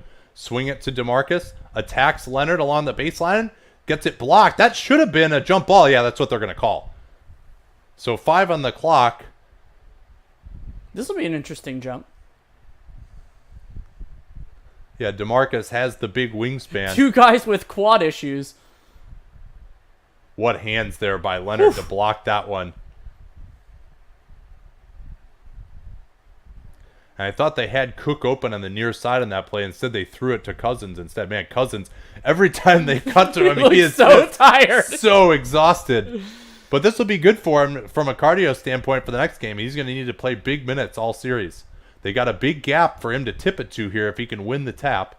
Green holding off his counterpart. And Green draws the foul. What are they going to say? They're going to say Cousins quick tipped it. They're going to call. I think they're going to call the illegal tip. Well, it actually was Leonard who hit it early, I thought, rather than Cousins. Seeing it again, Leonard is going to hit it early, I think, with his left hand here. No, Cousins did hit it. I apologize. Yeah, I don't know why he tried to quick tip it. He's got the advantage. So Toronto needs to actually put the ball in the basket on this possession. They've got 4, maybe 5 possessions left to work with to make up these 8 points here.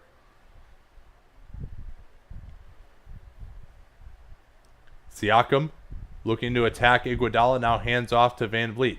Here's Gasol. Siakam closed down beautifully by Iguodala. Warriors forcing them to run the time here. Swing it to Leonard. Green is on him.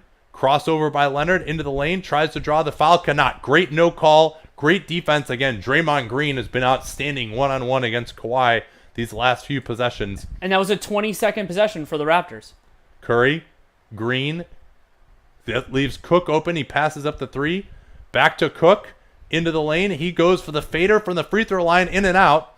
Toronto still with a slight heartbeat. Siakam looking to push it. Gasol had a chance at the 3. Didn't take it. Now Van Vliet. They're running too much time again. Leonard getting past. Oh, the strip by Cousins, and they're going to get the foul here. Cousins can't believe it. That looked pretty clean to me, although he had his arm on his back, certainly. So maybe that's where the foul is judged to have taken place.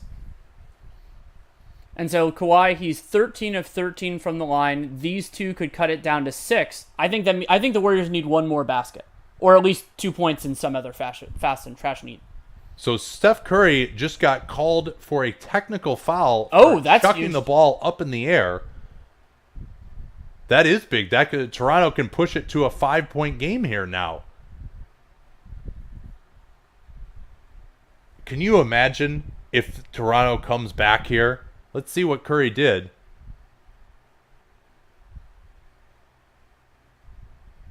I think he just threw it up in the air, and Ed Malloy just happened to be walking. Maybe Malloy thought that Curry just, I guess it was Scott Foster who made the call. He pointed at Curry for the technical sign. Man, that is a pretty weak But tack. if you go into the one earlier where he kind of went on the floor and the bounce with Quinn Cook, and that was uncalled. Yeah. So a chance for a 3-point possession. Still Golden State, one more bucket here can ice it. And Leonard does deliver. He's been outstanding at the foul line. And Kerr will take one of his 2 timeouts here.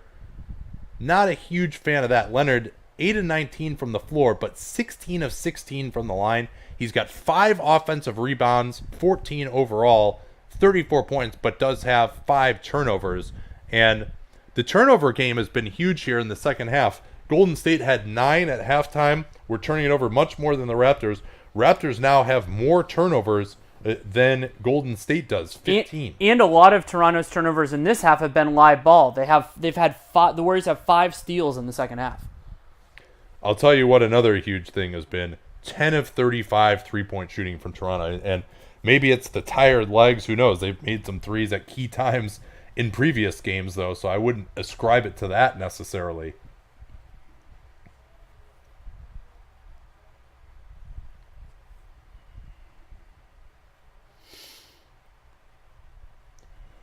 So what are you going to go to now if you're Steve Kerr?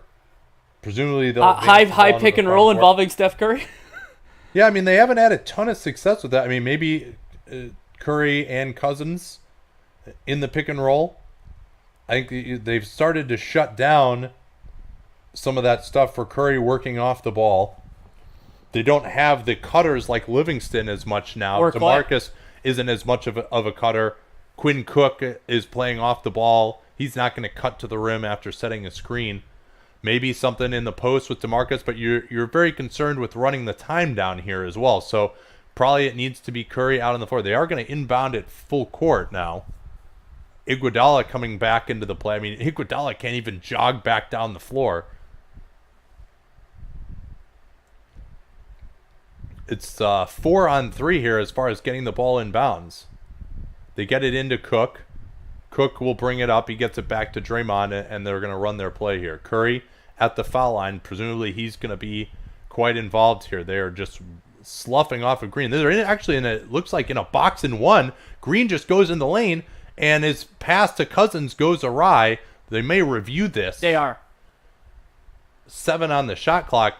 Nick Nurse, it looked like they went to a box and one on Curry with Van Vliet guarding Curry, and Draymond Green's like, all right, I'm just going to drive in between these 2 guys at the top.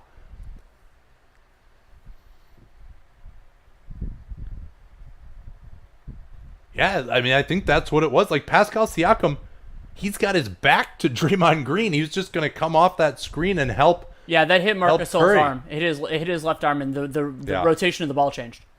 Yeah, I mean, that's good help from Gasol, because that's a layup for Cousins if he doesn't get that deflection. It didn't change much, though. Did it? I think it did a little bit. Yeah, I don't know. Going back to my old soccer reffing days. Ooh, that's tough. Yeah, I don't know that it did touch Gasol. I mean, they did give it to Golden State on the floor. Yeah, it did. It hits his forearm, but then Green has his hand on it. So yeah, this is going to be Raptors ball. Green still has his hand on it after Gasol touches it. And yeah, this is another one of those same things again, where for 46 minutes, it gets called one way. This one's a little different, I think, because Green was sort of bobbling it. Unless Gasol touches it again here. I don't think he did. I think he missed it.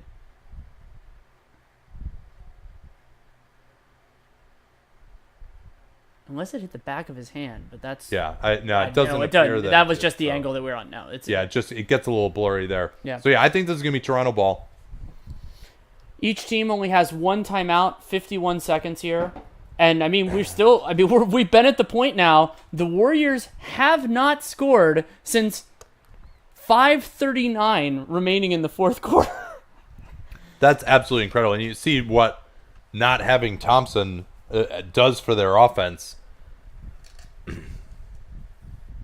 They've had a few chances, and they're also been very concerned about running the time down, which they've done a good job of.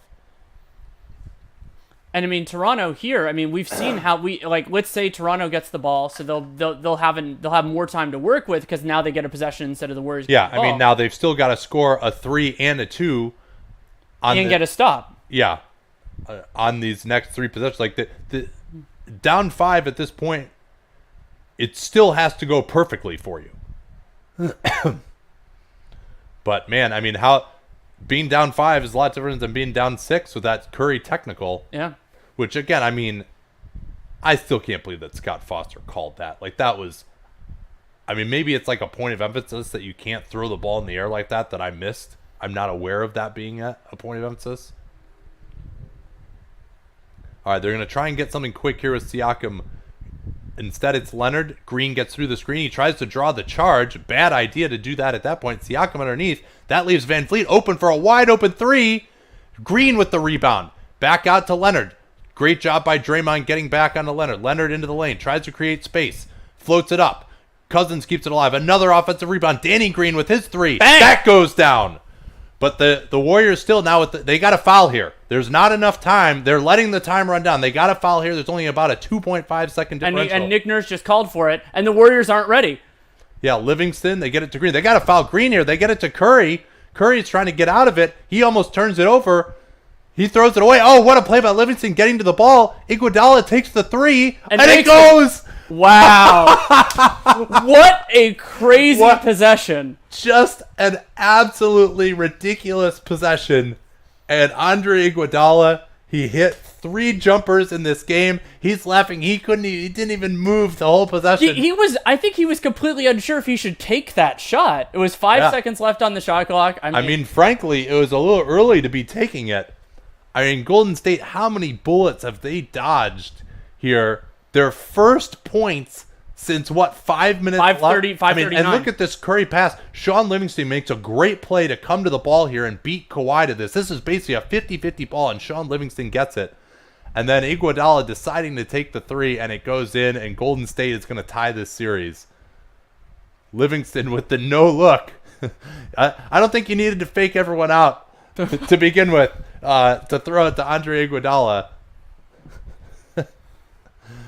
Man, of all the ways for that possession to end, and I do think the Raptors totally blew it there, though. They needed to foul. It was only a 2-point And not game, only too. did they need to foul, the Warriors gave the ball to non-shooters. Right, like Draymond Green, not a great foul shooter. They had a chance to foul him. And I think Livingston had it too before the last I mean, one. Livingston's an 80% guy, but That's Draymond is less reliable.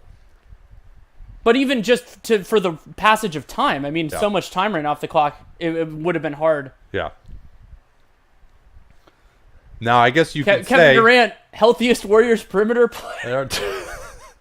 I guess you could say, as they're going to inbound it here, Toronto, no timeouts remaining. They get it into Gasol. All Golden State has to do is not foul. They get it to Danny Green on the weak side for the 3. That misses, and Golden State's going to take this. 109-104. They finally scored their first bucket in 5 minutes as Iguodala's 3-pointer. What a game, We have a tied series, but we have a lot of loose threads that are going to be extremely important. I mean, Thompson's availability. Looney's probably going to be out for the rest of the series. I think Klay, I mean, he couldn't even walk. Like, maybe that hamstring will respond to treatment. But so then when KD comes back, Cousins, he's going to have to play a billion minutes now if he can somehow. And I mean, Iguodala, we were worried about his availability. He ended up playing, I believe, 30. Iguodala played 28 minutes. And that's really all he can play. You know, Quinn Cook closing the game for Golden State. Pretty awesome gut out. I mean, Thompson can't even move. Jesus. I mean, now that's part of it is because he's got that ice on him. But put him in the game ready. That ice isn't enough. So we will have a Dunked On tonight talking about this game. We also previewed the Utah Jazz offseason. We already recorded that part. So it's caught up on a little bit of news too. Caught up on some news, the draft injuries, the D'Antoni stuff. We didn't talk as much about the Rockets. They've been such a frequent news focus that we didn't overdo it this time. And we'll be back. And patreon.com/Duncan LaRue. Subscriber mailbag came out last night, so you have plenty of time to listen to that. And we will be back. We know there will be a Game 5 of the series. So we will be back doing the NBA cast for Game 5 of this series. That will be Monday, a week from tomorrow. Talk to y'all then.